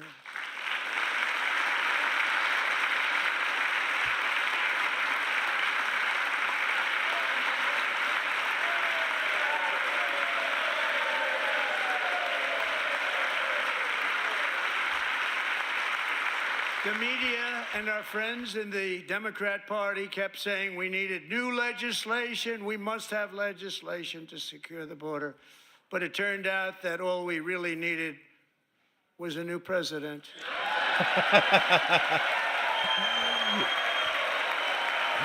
Oh my God, he's funny.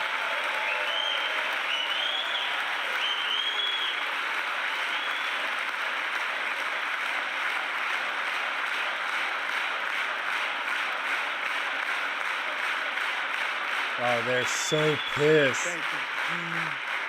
Joe Biden didn't just open our borders, he flew illegal aliens over them to overwhelm our schools, hospitals, and communities throughout the country.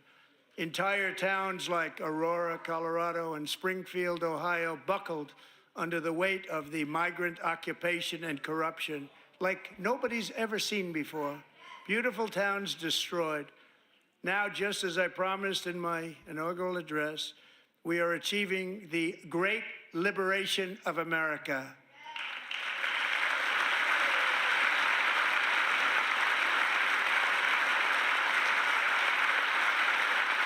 But there still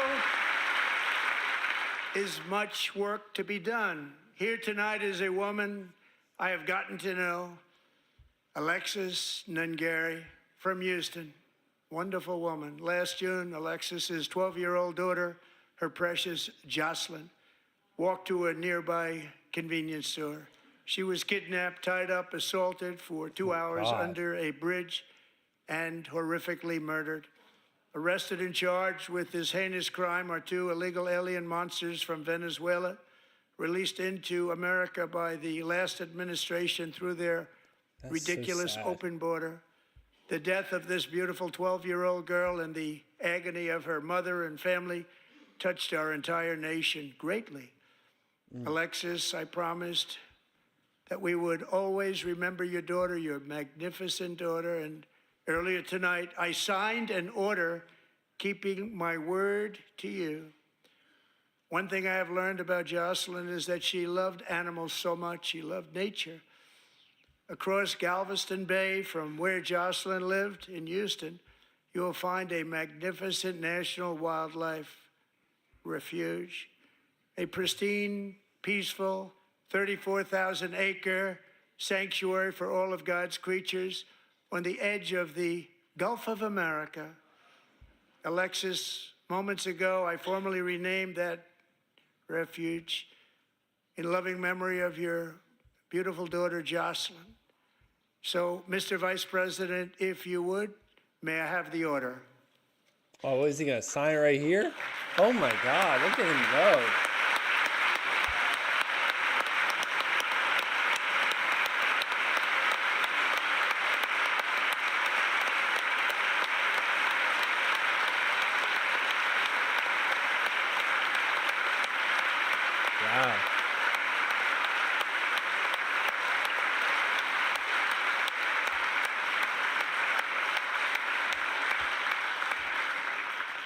Thank you very much. All three savages charged with Jocelyn and Lakin's murders were members of the Venezuelan prison gang, the toughest gang, they say, in the world, known as Tren de Aragua. 2 weeks ago, I officially designated this gang, along with MS-13 and the bloodthirsty Mexican drug cartels, as foreign terrorist organizations.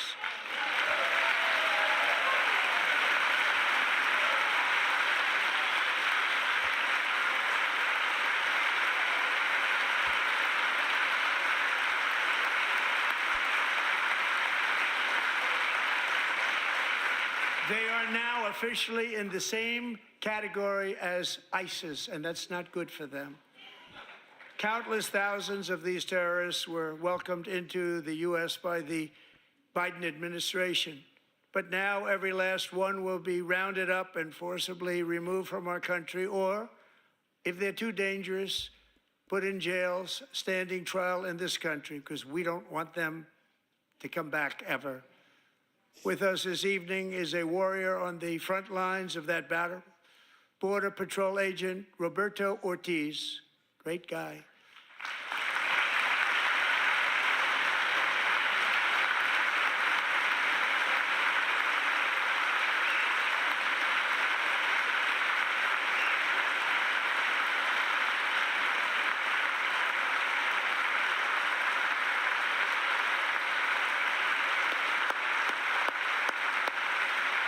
I'm excited to see how the liberal media says In January, Roberto and another agent were patrolling by the Rio Grande near an area known as Cartel Island. Doesn't sound too nice to me.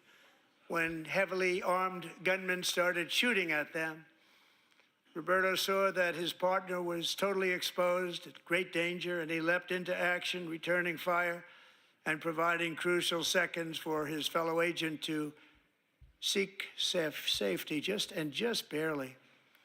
I have some of the prints of that event, and it was not good. Agent Ortiz, we salute you for your great courage and for your line of fire that you took and for the bravery that you showed. We honor you, and we will always honor you. Thank you, Roberto, very much.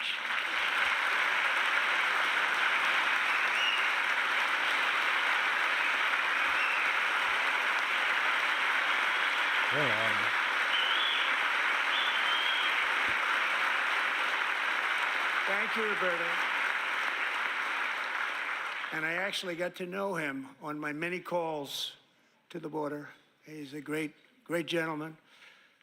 The territory to the immediate south of our border is now dominated entirely by criminal cartels that murder, rape, torture, and exercise total control. They have total control over a whole nation, posing a grave threat to our national security. The cartels are waging war on America, and it's time for America to wage war on the cartels, which we are doing. I mean, if Mexico's not going to take care of them, someone has to, right?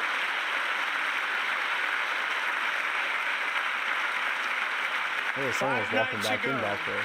Mexican authorities, because of our tariff policies being imposed on them, think of this, handed over to us 29 of the biggest cartel leaders in their country. That has never happened before. They want to make us happy. First time ever.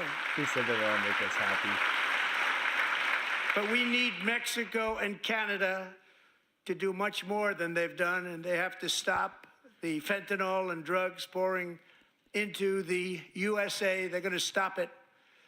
I have sent Congress a detailed funding request laying out exactly how we will eliminate these threats to protect our homeland and complete the largest deportation operation in American history, larger even than current record holder, President Dwight D. Eisenhower, a moderate man, but someone who believed very strongly in borders.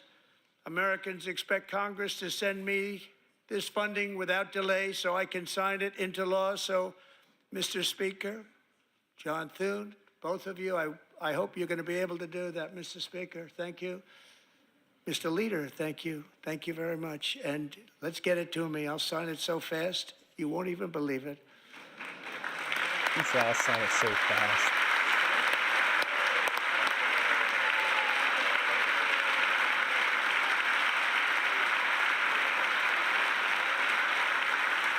And as we reclaim our sovereignty, we must also bring back law and order to our cities and towns.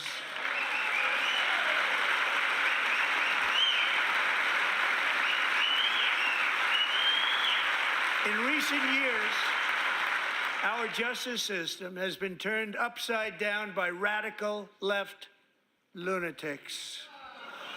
Many jurisdictions virtually ceased enforcing the law against dangerous repeat offenders while weaponizing law enforcement against political opponents like me.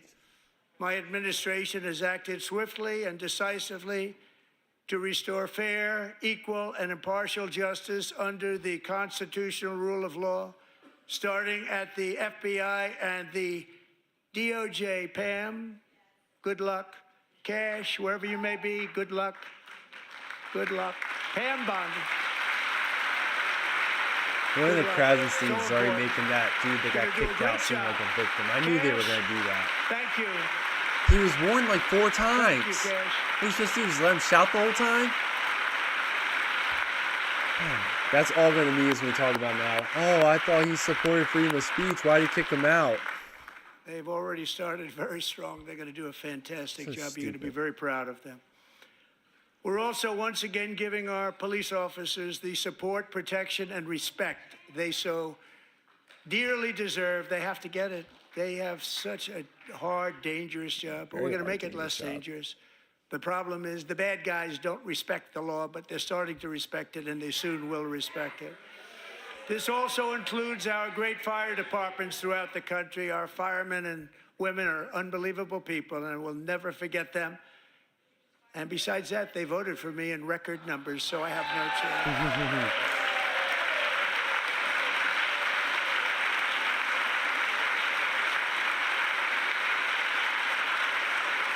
1 year ago this month, 31-year-old New York police officer Jonathan Diller, unbelievably wonderful person and a great officer. Yeah, I guess it wasn't Trump. It was Was the gunned speaker. down at a traffic They're stop still going on to try to Long make Island. I him went seem to like a victim. his So funeral. stupid. The vicious criminal charged with his murder had 21 prior arrests, and they were rough arrests, too. He was a real bad one. The thug in the seat next to him had 14 prior arrests and went by the name of Killer. He was Killer. He killed other people, they say, a lot of them. I attended Officer Diller's service, and when I met his wife and one-year-old son, Ryan, it was very inspirational, actually. His widow's name is Stephanie, and she is here tonight. Stephanie, thank you very much, Stephanie. Thank you very much.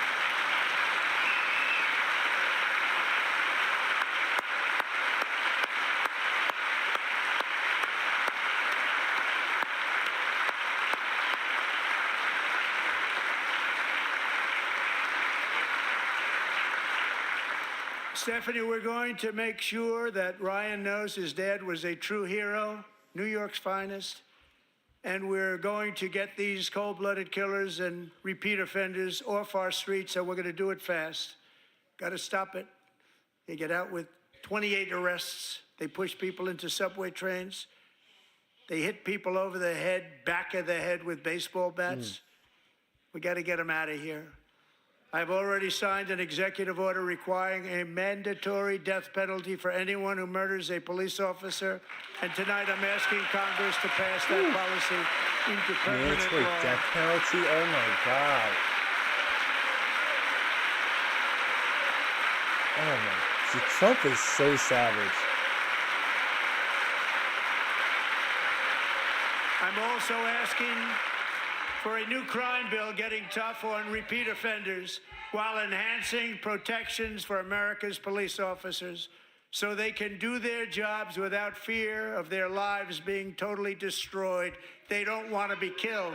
We're not going to let them be killed. What are they yelling about?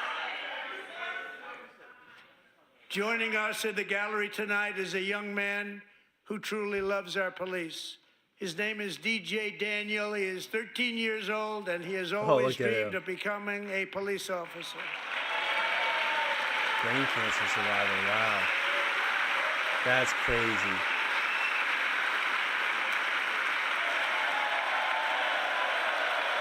That's one tough kid.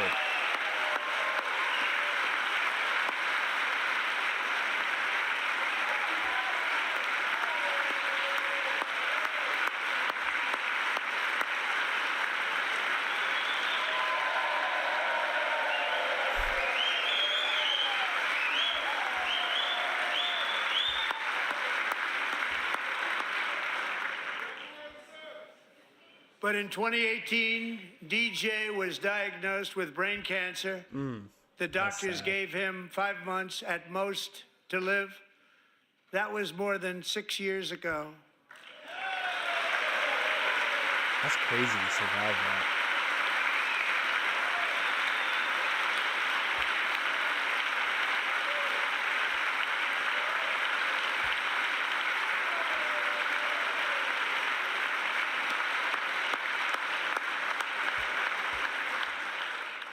Since that time, DJ and his dad have been on a quest to make his dream come true, and DJ has been sworn in as an honorary law enforcement officer, actually a number of times. The police love him, the police departments love him. And tonight, DJ, we're going to do you the biggest honor of them all. I am asking our new Secret Service Director, Sean Curran, to officially make you an agent of the United States Secret What? Service. How can you hate that man? I bet you all those liberals are sitting there pouting too. How do you hate that man? Oh, he's got his little badge and everything.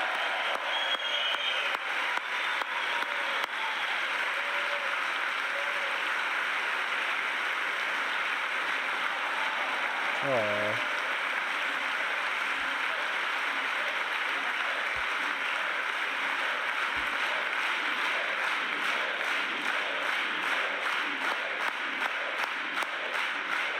That's crazy. Thank you, DJ. DJ's doctors believe his cancer likely came from a chemical he was exposed to when he was younger. Since 1975, rates of child cancer have increased by more than 40%.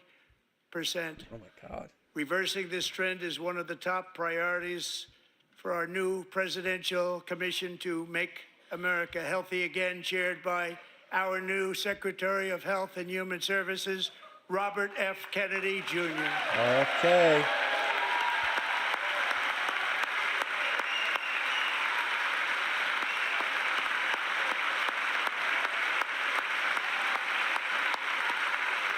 They just need to let him loose. Fix our health, man. You got a lot of work to do. With the name Kennedy, you would have thought everybody over here would have been cheering. How quickly they forget.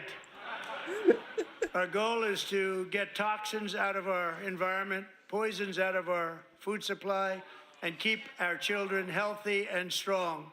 As an example, not long Are ago, they yelling again? and you can't even believe these numbers, 1 in 10,000 children had autism, 1 in 10,000. And now it's 1 in 36. There's something wrong. 1 in 36. Think of that. So we're going to find out what it is, and there's nobody better than Bobby and all of the people that are working with you. You have the best to figure out what is What is going he on. yelling? Okay, Bobby, good luck. It's a very important job. Thank you. That's another thing too, is they've been saying like the cases are getting higher because they're better at diagnosing it. So by that logic, you would have to think that humans are naturally autistic, which doesn't make sense. Also working to protect our children from toxic ideologies in our schools. A few years ago, January, Littlejohn and her husband discovered that their daughter's school had secretly socially transitioned their 13-year-old little girl. Teachers and administrators conspired to deceive January and her husband. while encouraging her daughter to use a new name and pronouns. Wow. They, them pronoun, actually.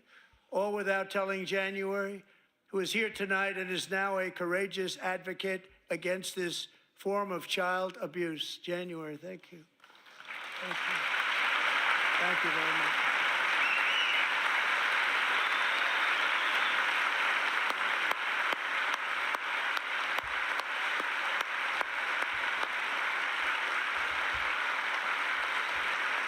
Thank you. Stories like this are why, shortly after taking office, I signed an executive order banning public schools from indoctrinating our children with transgender ideology.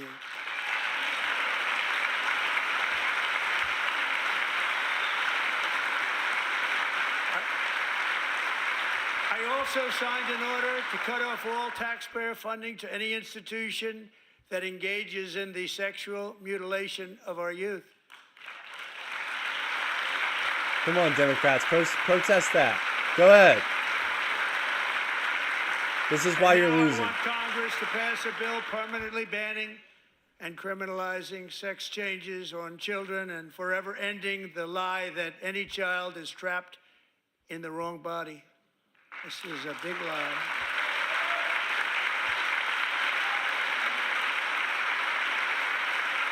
And our message to every child in America is that you are perfect exactly the way God made you.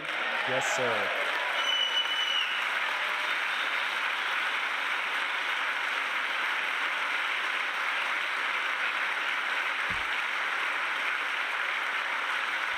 Because we're getting wokeness out of our schools and out of our military, and it's already out, and it's out of our society. We don't want it. Wokeness is trouble. Wokeness is bad. It's gone. It's gone. And we feel so much better for it, don't we? Don't we feel better? Our service members won't be activists and ideologues. They will be fighters and warriors. They will fight for our country. And Pete, congratulations. Secretary of Defense, congratulations.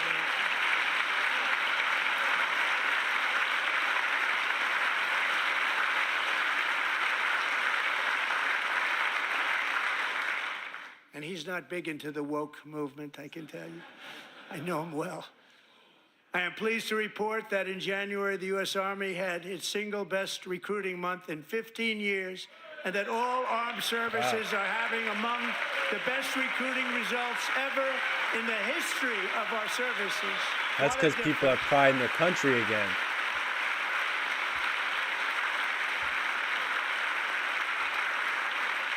And you know, it was just a few months ago where the results were exactly the opposite. We couldn't recruit anywhere. We couldn't recruit. Now we're having the best results just about that we've ever had. What a tremendous turnaround. It's really a beautiful thing to see. People love our country again. It's very simple. They love our country, and they love being in our military again. So it's a great thing, and thank you very much. Great job. Thank you.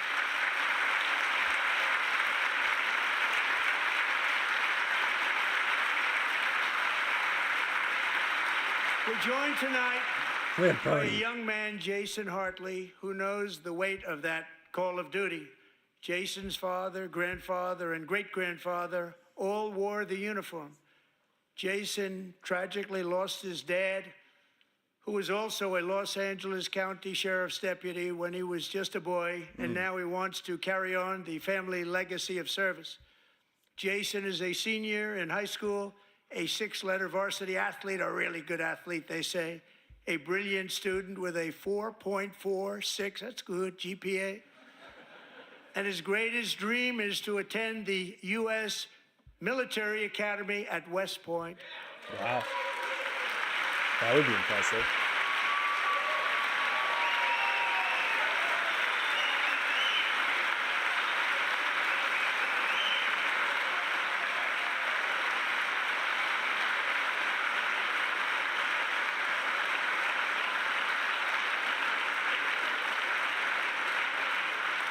And Jason, that's a very big deal getting in. That's a hard one to get into. But I'm pleased to inform you that your application has been accepted. You will soon be joining the Corps of Cadets. What? That's how he finds out through President Trump? That's crazy.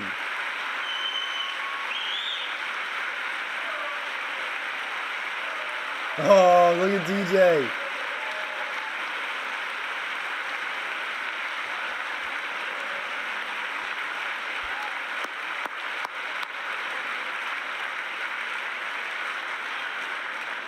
Thank you.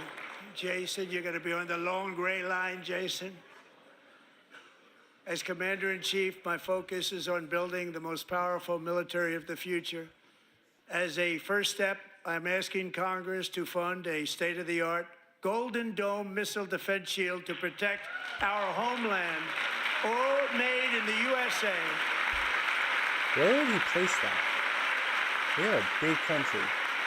Like, is that something that goes like dab smack in the middle? And Ronald Reagan wanted to do it long ago, but the technology just wasn't there, not even close. But now we have the technology. It's incredible, actually. And other places they have it. Israel has it. Other places have it. And the United States should have it too, right, Tim, right?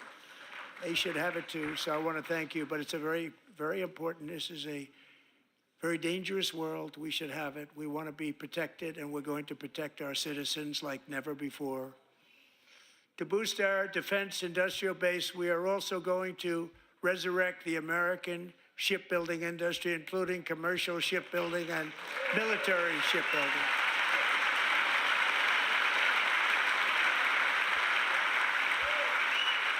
And for that purpose, I am announcing tonight that we will create a new Office of Shipbuilding in the White House and offer special tax incentives to bring this industry home to America where it belongs. We used to make so many ships. We don't make them anymore very much. Not We're going to what I make them expected. very fast, very soon. It will have a huge impact. To further enhance our national security, my administration will be reclaiming the Panama Canal, and we've already started doing it. These Democrats are so pissed. Just today, a large American company announced they are buying both ports around the Panama Canal and lots of other things having to do with the Panama Canal and a couple of other canals. The Panama Canal was built by Americans for Americans, not for others, but others could use it. But it was built at tremendous cost of American blood and treasure. 38,000 workers died building the Panama Canal. They died of malaria. They died of snake bites and mosquitoes. Not a nice place to work. They paid them very highly to go there, knowing there was a 25% chance that they would die. The most expensive project also that was ever built in our country's history, if you bring it up to modern day costs. It was given away by the Carter administration for $1, but that agreement has been violated very severely. We didn't give it to China. We gave it to Panama, and we're taking it back.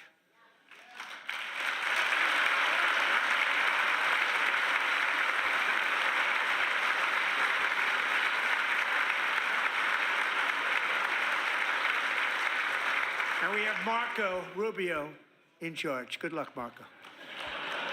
Now, we know who to blame if anything goes wrong. Damn. Marco's been amazing, and he's going to Rubio do a under the great bus job. like that. Think of it. He got 100 votes. You know, he was approved with actually 99, but the 100th was this gentleman, and I feel very certain. So let's assume he got 100 votes. And I'm either very, very happy about that, or I'm very concerned about it.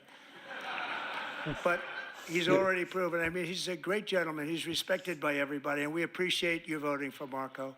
He's going to do a fantastic job. Thank you. Thank you. He's doing a great job.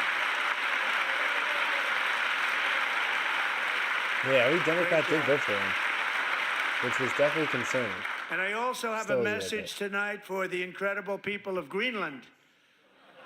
Oh, geez. We strongly support your right to determine your own future.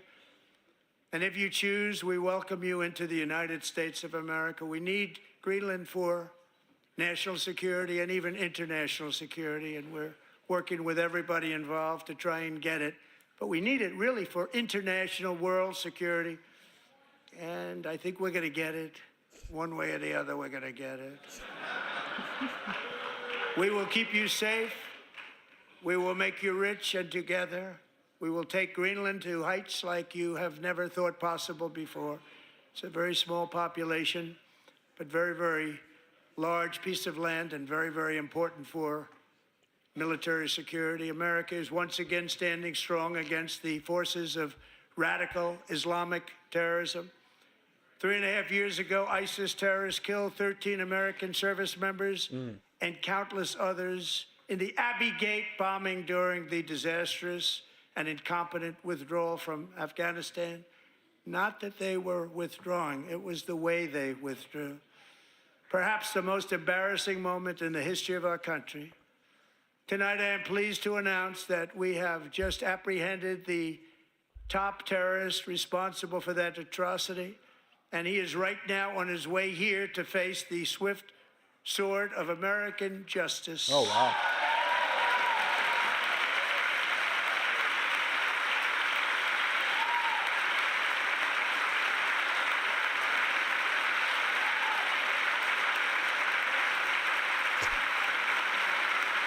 They're so mad.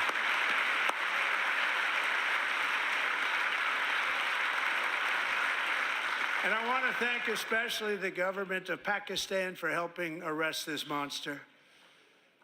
This was a very momentous day for those 13 families who I actually got to know very well, most of them, whose children were murdered, and the many people that were so badly, over 42 people, so badly injured on that fateful day in Afghanistan. What a horrible day. Such incompetence was shown that when Putin saw what happened, I guess he said, wow, maybe this is my chance. That's how bad it was. Should have never happened. Grossly incompetent people. I spoke to many of the parents and loved ones, and they're all in our hearts tonight. Just spoke to them on the phone. We had a big call. Every one of them called, and everybody was on the line, and they did nothing but cry with happiness. They were very happy, as happy as you can be under those circumstances. Their child, brother, sister, son, daughter was killed for no reason whatsoever. In the Middle East, we're bringing back our hostages from Gaza. In my first term, we achieved one of the most groundbreaking peace agreements in generations, the Abraham Accords.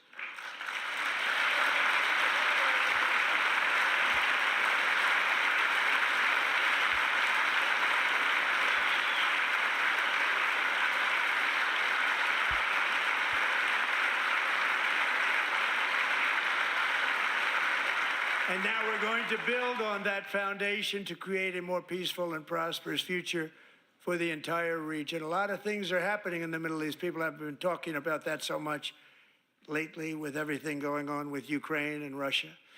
But a lot of things are happening in the Middle East. It's a rough neighborhood, actually. I'm also working tirelessly to end the savage conflict in Ukraine.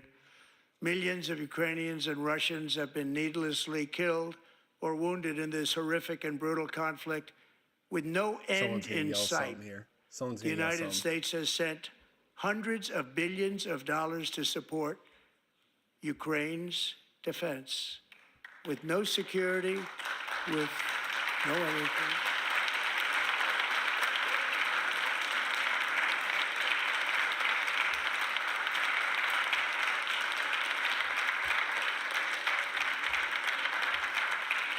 Do you want to keep it going for another 5 years? Yeah, you would say Pocahontas says yes.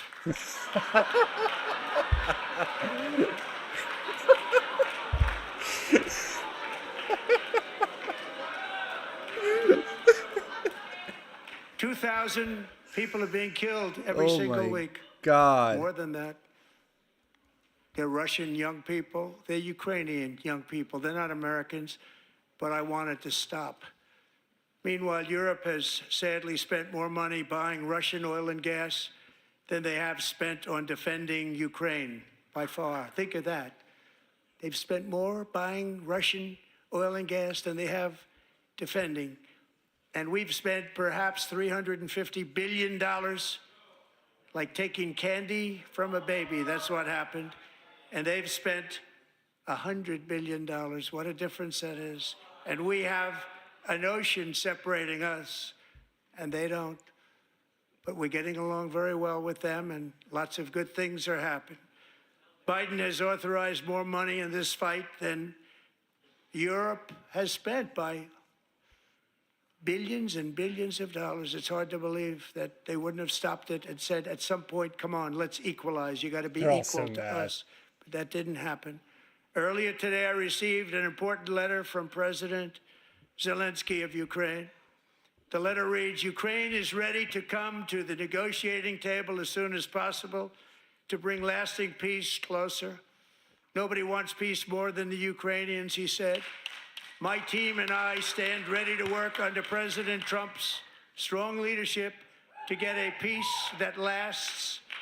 We do really value how much America has done to help Ukraine maintain its sovereignty and independence. Regarding the agreement on minerals and security, Ukraine is ready to sign it at any time that is convenient for you. I appreciate that he sent this letter, just got it a little while ago. Simultaneously, we've had serious discussions with Russia and have received strong signals that they are ready for peace. Wouldn't that be beautiful? Wouldn't that be beautiful? That's the thing that Democrats never talk about, is ending that war. They're just like, let's fund it, let's fund it, let's fund it. It needs to end at some point. There's innocent people dying. There's people being forced to fight in that war, drafted on both sides, and they're dying. They never talk about them. It's time to stop this madness. It's time to halt the killing. It's time to end this senseless war. If you want to end wars, you have to talk to both sides. Nearly 4 years ago, amid rising tensions, a history teacher named Mark Fogel was detained in Russia and sentenced to 14 years in a penal colony. Rough stuff. He's just freed. The previous administration barely lifted a finger to help him. They knew he was innocent, but they had no idea where to begin. But last summer, I promised his 95-year-old mother, Malphine, that we would bring her boy safely back home. After 22 days in office, I did just that, and they are here tonight. And what he's not mentioning, too, is he didn't trade an arms dealer for him. That would be bad for us, like the whole Brittany Griner thing.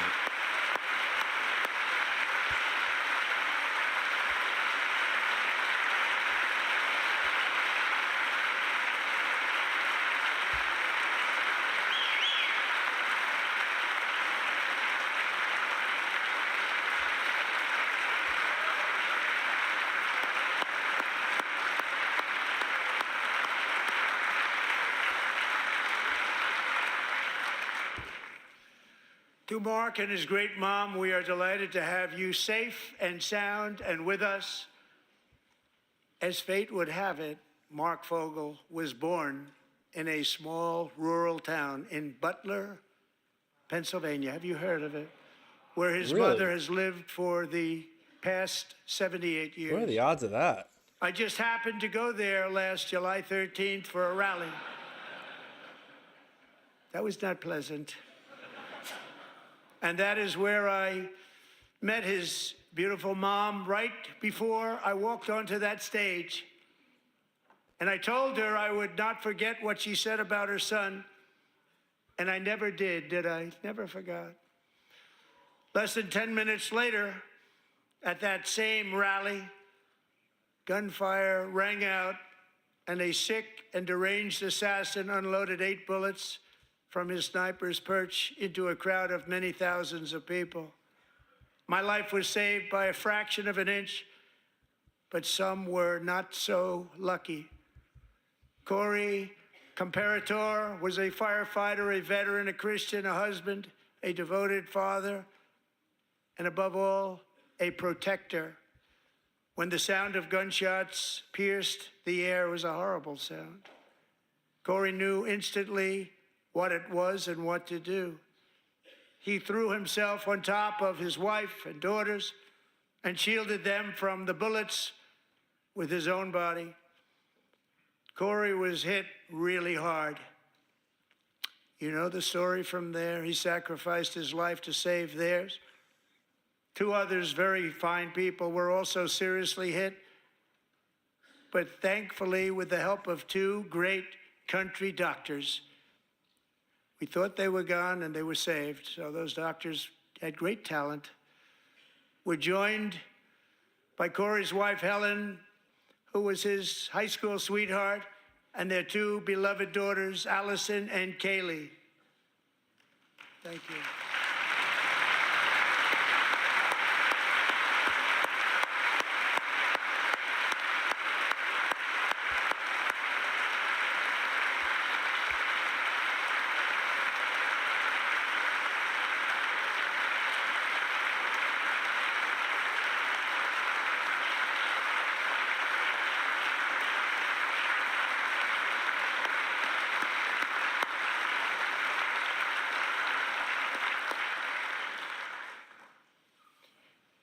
To Helen, Allison, and Kaylee, Corey is looking down on his three beautiful ladies right now, and he is cheering you on. He loves you. He is cheering you on. Corey was taken from us much too soon, but his destiny was to leave us all with a shining example of the selfless devotion of a true American patriot. It was love like Corey's that built our country, and it's love like Corey's that is going to make our country more majestic than ever before. I believe that my life was saved that day in Butler for a very good reason. I was saved by God to make America great again. I believe that.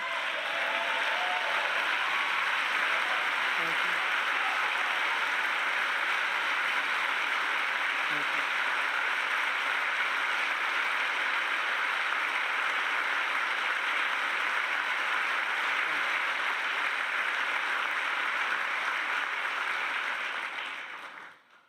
Thank you very much. From the patriots of Lexington and Concord to the heroes of Gettysburg and Normandy, from the warriors who crossed the Delaware to the trailblazers who climbed the Rockies, and from the legends who soared at Kitty Hawk to the astronauts who touched the moon, Americans have always been the people who defied all odds, transcended all dangers, made the most extraordinary sacrifices, and did whatever it took to defend our children, our country, and our freedom.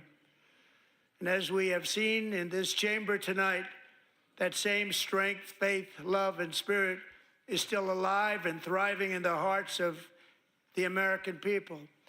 Despite the best efforts of those who would try to censor us, silence us, break us, destroy us, Americans are today a proud, free, sovereign, and independent nation that will always be free, and we will fight for it till death. We will never let anything happen to our beloved country, because we are a country of doers, dreamers, fighters, and survivors. Our ancestors crossed a vast ocean, strode into the unknown wilderness, and carved their fortunes from the rock and soil of a perilous and very dangerous frontier. They chased our destiny across a boundless continent. They built the railroads, laid the highways, and graced the world with American marvels like the Empire State Building, the mighty Hoover Dam, and the towering Golden Gate Bridge. They lit the world with electricity, broke free of the force of gravity, fired up the engines of American industry, vanquished the communists, fascists, and Marxists all over the world, and gave us countless modern wonders sculptured out of iron, glass, and steel. We stand on the shoulders of these pioneers who won and built the modern age, these workers who poured their sweat into the skylines of our cities, These warriors who shed their blood on fields of battle and gave everything they had for our rights and for our freedom. Now it is our time to take up the righteous cause of American liberty. And it is our turn to take America's destiny into our own hands and begin the most thrilling days in the history of our country. This will be our greatest era. With God's help, over the next 4 years, we are going to lead this nation even higher, and we are going to forge the freest, most advanced, most dynamic, and most dominant civilization ever to exist on the face of this earth. We are going to create the highest quality of life, build the safest and wealthiest and healthiest and most vital communities anywhere in the world. We are going to conquer the vast frontiers of science, and we're going to lead humanity into space and plant the American flag on the planet Mars and even far beyond.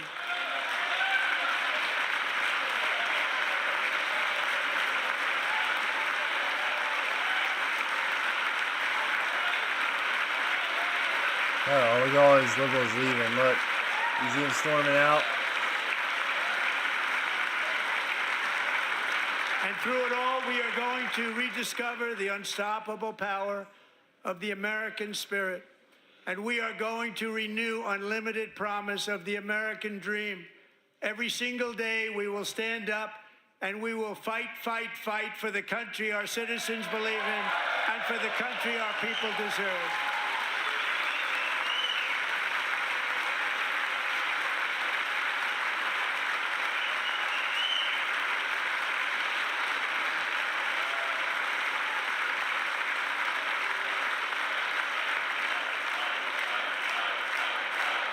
There's more Democrats leaving. We got a lot of empty seats over there.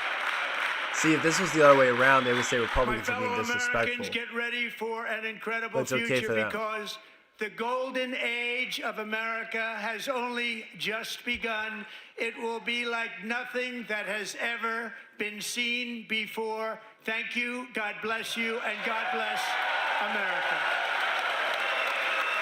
And there you have it, President Trump addressing a joint session of Congress, his return to Washington, and his first speech of... So what I'm going to do, if you guys want to stick around, I'm going to listen to ABC about 5 or 10 minutes, see what the liberals on here are saying.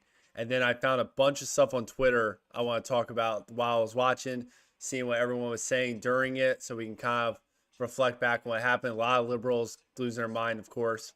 So give this about probably 10 minutes. I'm going to go through my Twitter. Even started... Oh, I'm X. Sorry. I can't stop calling it Twitter. How to respond to what they perceive as a difficult 44 days in their view. There isn't sort of a unified response yet from the Democratic Party to a lot of what you've seen from the administration so far, the executive orders and actions. Republicans in that chamber very happy with what they were hearing tonight. As you see President Trump walk back down into the crowd. Look at the security for reaching out to members of the military, which he singled out a number of times, though they didn't applaud. They sat there, as they often do during these addresses, would not get involved, even though that chamber was a very involved chamber, really on both sides. The Supreme Court, members of the court just there beside them also singled out and thanked at one point. I'm trying to make my thank you. See, you can hear in there a couple of the justices that are on the court because of Donald Trump, Kavanaugh, Amy Barrett, Clarence not come? as he works his way. Elena Kagan there, Justice Kagan, the Chief Justice John Roberts. You heard a lot from the president tonight about immigration. You heard him ask for a sweeping border crackdown bill from both chambers. You heard him talk about the tariffs tonight, in the last 24 hours, imposing those tariffs against Canada and Mexico, additional tariffs on China, announcing that reciprocal tariffs will go into effect in April 2nd. He made the joke about not doing it on April Fool's Day. So strongly signaling that there are even more tariffs to come and for additional countries all over the world. Was listening for an explanation of the tariffs, particularly when it comes to Mexico and Canada. Mary. He talked again about fentanyl, which is a legitimate concern for so many families across If this you guys country. have been enjoying my stream, make Did sure not you necessarily spell out, though, subscribe to my in addition channel. to fentanyl, I why got he's more targeting videos and Canada stuff and Mexico coming and why out. he's Try doing and do right it now. a few days a Yeah, week. he did not. long-form And of course, videos. fentanyl and trying to pressure Canada and Mexico to curb the flow of drugs across the border has been one of several reasons that he is cited for imposing these sweeping new tariffs. Of course, less than 1% of the fentanyl seized coming into the U.S. last year actually came from Canada. But, you know, he did make a bit of a nod to the fact that these tariffs may create some economic pain for Americans. He said there might be a little disturbance. But then he went on to actually underscore that he doesn't just view these tariffs as a negotiating tool, but actually a way to enrich the country. He said they're protecting the soul of our country. The tariffs are about making America rich again. And that, you know, does sort of run counter to what we've heard from some Republicans who've argued this is just sort of a temporary negotiating tactic. Now, that said, sources tell us that the president is expected to talk to Canadian President Trudeau tomorrow morning. That comes, of course, as his Commerce Secretary Lutnick had suggested there might be room to make a deal here, but, you know, not necessarily the clarity that I think a lot of Americans may have been looking for as they are bracing for these tariffs. And of course, as you mentioned, you know, he noted those reciprocal tariffs are set to go into effect on April 2nd. The president saying whatever they tariff us, we will tariff them. Whatever they tax us, we will tax them, David. Member of Congress, Nancy Mace, there reaching out. A number of Republican members of Congress shaking his hand, putting their arms on his back. Certainly appreciative of what they heard tonight. Marjorie Taylor Greene right there.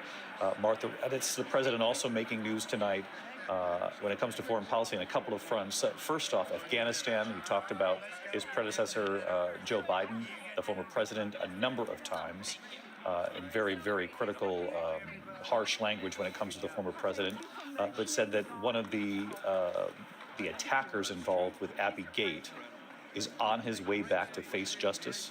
And that was news, David. That was something we had not heard to this point, announcing that he said the top ISIS terrorist responsible for the bombing at Abbey Gate in 2021, when the Americans were withdrawing in that chaotic, truly disastrous withdrawal.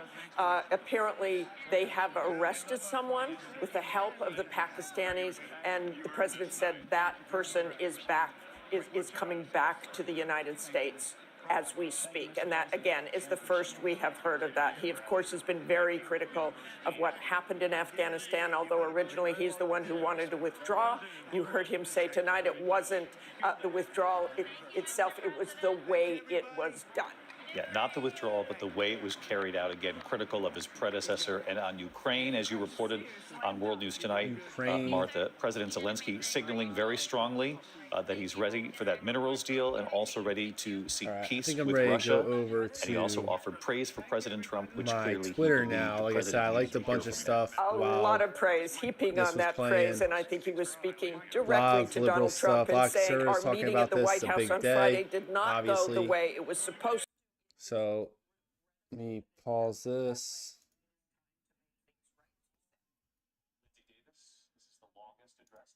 Wait, what? Oh, well, let me catch that. Wow. That's right. From 2000, a number of people here, though, clearly not bothered by the length of time. Many of them, as you can hear there, saying great speech, job. Longest State of the Union address ever. That's crazy. All right, so let's flip it over. My Twitter. Okay, so I liked a bunch of stuff. What people are talking about, what people are saying about everything. Some good conservative stuff, some liberals going crazy. So let's watch some. I have to watch this again. When he calls out Pocahontas, it's too funny.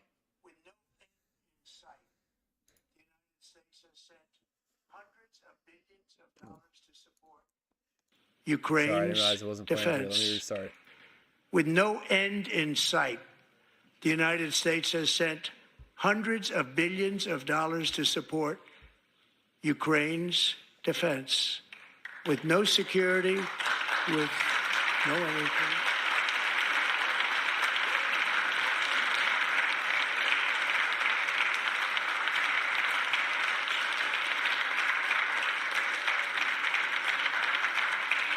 Do you want to keep it going for another 5 years?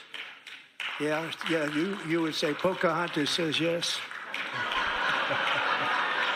That was so funny. And then it pans over to her.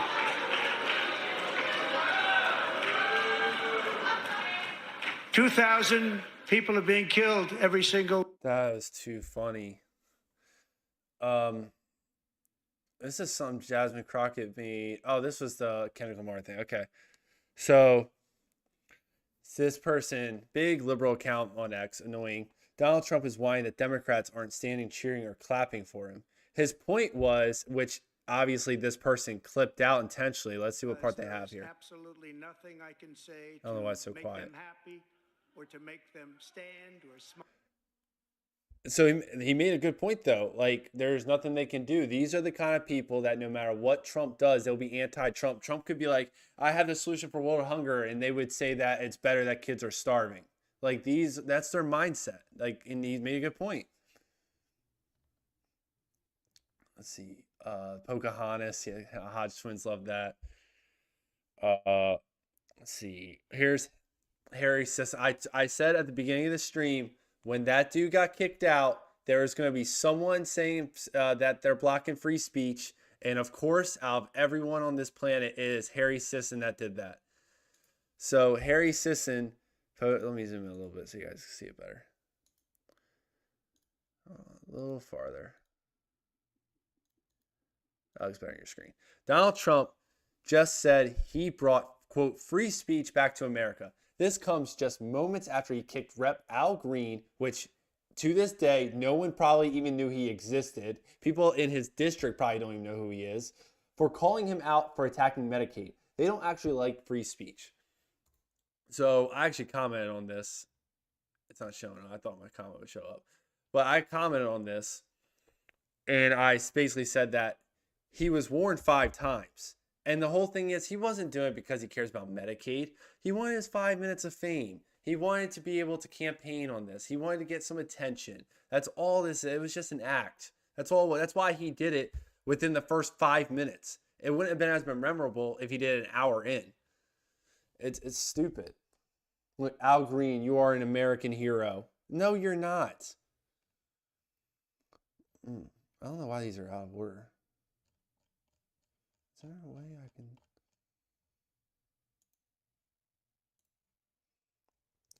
I feel like my likes are like all out of whack. Hold on 1 second. Okay, that might be better now. To every American tuning into Trump's address, do 2 things before you watch. Check your 401k and check your last grocery bill at 25%. This is Adam Schiff. He's one of the most annoying people on the planet that's in Congress. Yeah, so 401k, the crazy thing about the stock market is it always goes back up. Unless you're retiring, I think it's still kind of even. So unless you're retiring today, you're fine. And second, grocery bill. Where was this energy the last 4 years when you're talking about grocery bills? Huh? Schiff, where was that? Oh, so the Krasenstein brothers have to, of course, bring race into it, because what else would they do with their lives? So they said they just kicked African-American Congressman Al Green out of Trump's speech. Weird that Marjorie Taylor Greene was never removed when she went off at Biden's State of the Union a few years ago. First off, if she was warned like 10 times to quiet down, she didn't, then it would have been understandable if she got kicked out. He was warned. They waited patient. He stood there. He was warned. They stood there. He was warned. And then he still kept going because he wanted his moment, not because he cares. This is the girl that had the traumatic brain injury. I'm going to play this. Years ago, Peyton McNabb was an all-star high school athlete, one of the best, preparing for a future in college sports. But when her girls' volleyball match was invaded by a male, he smashed the ball so hard in Peyton's face, causing traumatic brain injury, partially paralyzing her right side and ending her athletic career. It was a shot like she's never seen before. She's never seen anything like it. Peyton is here tonight in the gallery, and Peyton, from now on, schools will kick the men off the girls' team, or they will lose all federal funding. Like, how could you hear that and still stand by what you think that they belong in sport? Like, clearly, if you think those people belong in women's sports, you clearly have never played a sport. Like, that has to be it. Democrats refuse to stand to honor the life of Laken Riley in front of her grieving family. No surprise there. Yep, not one. Looks like maybe one back there. Why does that look like, was that Al Sharpton? Looks kind of like Al Sharpton. Yeah, it looks like maybe one. Two, maybe. I'm giving them the benefit of the doubt. I don't even know if they're congressmen. PBD had a good post here. Democrats are digging their own graves. They didn't stand up to keep men out of women's sports. They didn't stand up for no taxes on tips. They didn't stand up for no tax on Social Security. They didn't stand up to lower taxes for Americans. They look bitter and miserable. That's the thing. The whole, at least the Trump era of the Republican Party, has been tax cut, pro-tax cut. You're never going to win an argument against someone that wants to tax cuts or cut taxes unless you go more extreme with it and cut more taxes. You can't sit there and be like, no, we don't need those tax cuts and expect to win the argument. It's never going to happen. I guess Nancy Pelosi's still walking with a cane. Here she is gripping it. Oh, this one's funny. He said, this is from Antonio Brown. This says, that's not the Troy Polamalu I know. So for those of you that like football. This one is interesting. I didn't click on this article, but I liked it because I'm going to look into it later. It says, Trump's obsession with dead people getting Social Security checks is alive and well. As if it's a bad thing to want to know if dead people are collecting a check or wonder where those checks are if it says they're still getting a check. Why would that ever be a bad thing? That literally makes no sense at all. So this is where I think I mentioned in the middle of the video, Nancy Mace said, Jasmine Crockett and Maxwell Frost just left. I love when the trash takes itself out. Yeah, they're pretty useless. Maxwell Frost is like, I'm pretty sure the youngest member of Congress. I think he's like 27, 28. Jasmine Crockett, I honestly hope the Democrat Party keeps propping up Jasmine Crockett because that is going to get, if it's Jasmine Crockett against J.D. Vance in 2028, J.D. Vance might win all 50 states. She is not good at her job. She's not a good speaker. She talks about how she wants to help the poor, but yet her district has like a 20% poverty rate. She's just useless.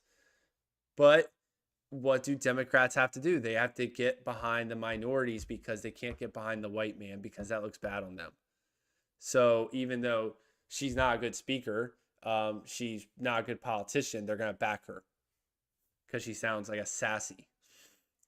So I also mentioned how I'm surprised no one has filed articles of impeachment against Trump yet because, you know, that's what the left likes to do. Apparently, Al Green is already working on it. So let's take a listen. And I was making it clear to the president that he has no mandate to cut. I don't know why this is so quiet. I have people who are very fearful. These are poor people, and they have only Medicaid in their lives when it comes to their health care. And I want him to know that his budget calls for deep cuts in Medicaid. He needs to save Medicaid, protect it. We need to raise the cap on Social Security. There's a possibility that it's going to be hurt, and we've got to protect Medicare. These are the safety net programs that people in my congressional district depend on. And this president seems to care less about them and more about the number of people that he can remove from the various programs that have been so. I don't know why it's so quiet. It is the best way to get it across to a person who uses his incivility against our civility. He is a person who has consistently been used incivility against civility. Well, look, I'm willing to suffer whatever punishment is available to me. I didn't say to anyone, don't punish me. I've said I'll accept the punishment, but it's worth it to let people know that there are some of us who are going to stand up against this president's desire to cut Medicaid, Medicare, and Social Security. Were you saying you have no mandate? Is that what you told me? That's what he has no mandate to cut Medicaid. You just did it for your fame, dude. Is the only punishment that you were kicked out, sir? Is there something? I don't know. Whatever the punishment is, I'm not fighting the punishment. This is about the people who are being punished by virtue of losing their health care. This is the richest country in the world, and we have people who don't have good health care. We've got to do better. And now we're about to cut Medicaid, which is for poor people. Health care has become wealth care for many people, and we can't afford to let that happen. Is that the only thing that you're protesting? No, I have other things I'm protesting. And I'm also working on my articles of impeachment. There it is. Is unfit. He should not hold the office. 34 felony convictions, 2 times impeached. Articles of impeachment. There it is. It didn't take long. What they say? We're 44 days in. Articles of impeachment already. Shocker. war criminal. I don't even know who that is. That's some congresswoman. We are experiencing peak Trump, indeed. That was honestly probably one of the best. That might have been his best speech ever.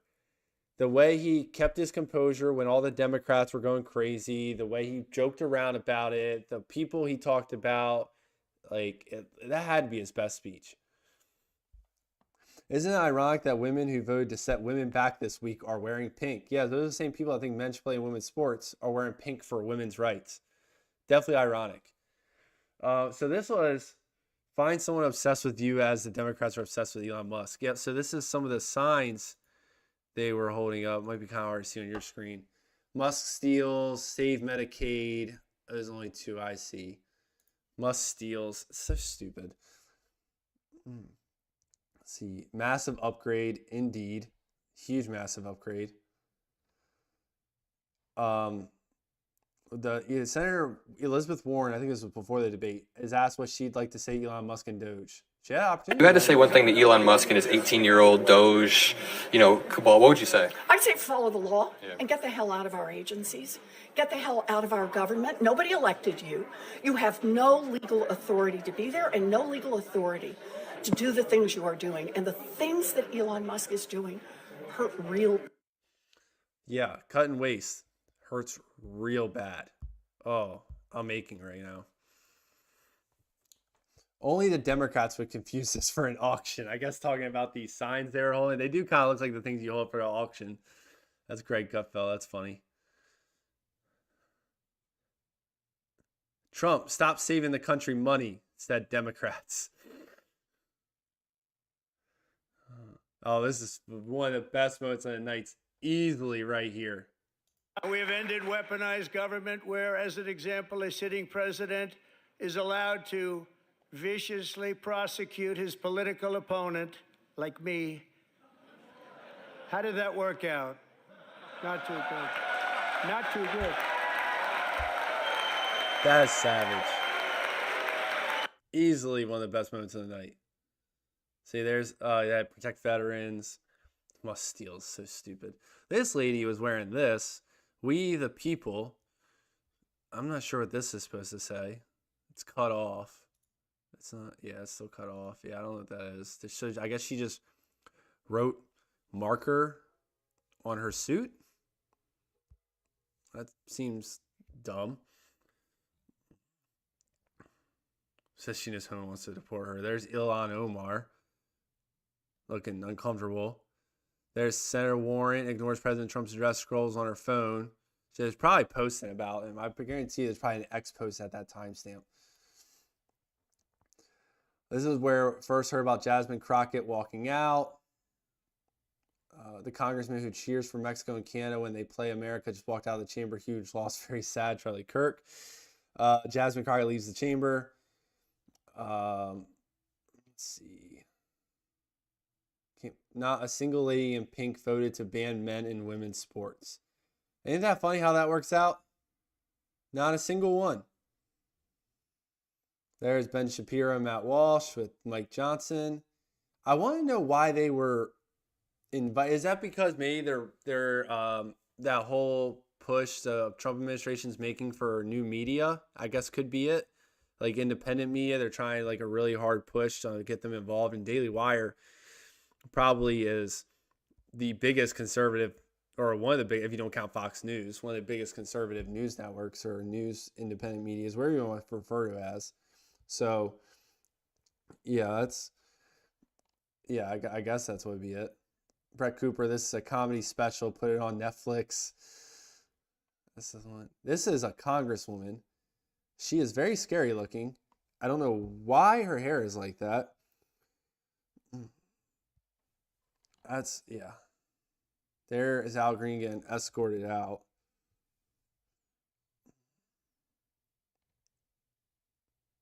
Look at that. That was such an act. That's all that was.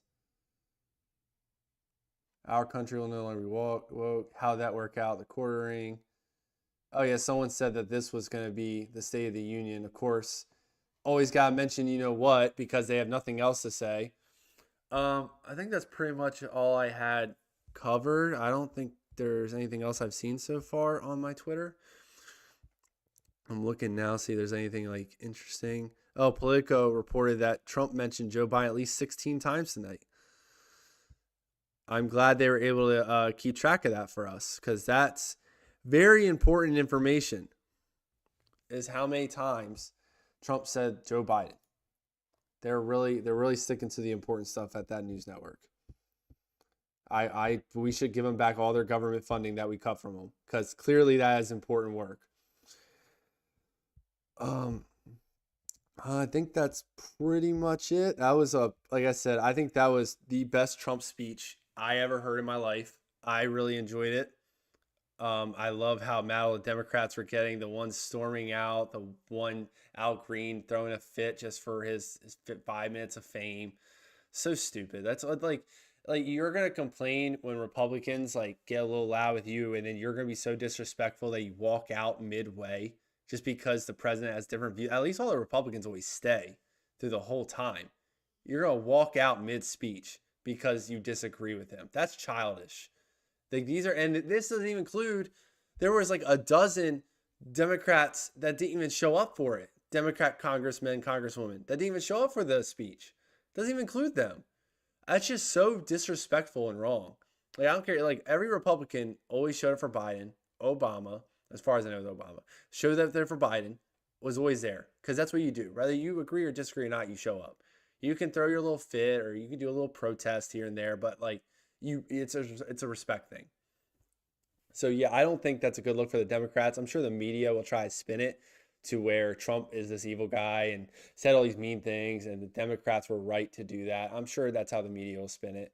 We'll find out probably later tonight. But I think that's the best speech he's ever had. I think Democrats are childish. I think this is only going to make them lose ground, and they have not learned any lessons since the election. So thank you all for watching. I appreciate you guys joining me. Make sure you follow my channels if you enjoy content like this. I do produce YouTube videos too. I have a TikTok with 20,000 followers. I post on there all the time. I'm on X all the time, just running my mouth. And hey, I'm on Instagram too. I don't post on there as much, but yeah, just follow all my socials. The links in the description. Follow my channels. Thank you.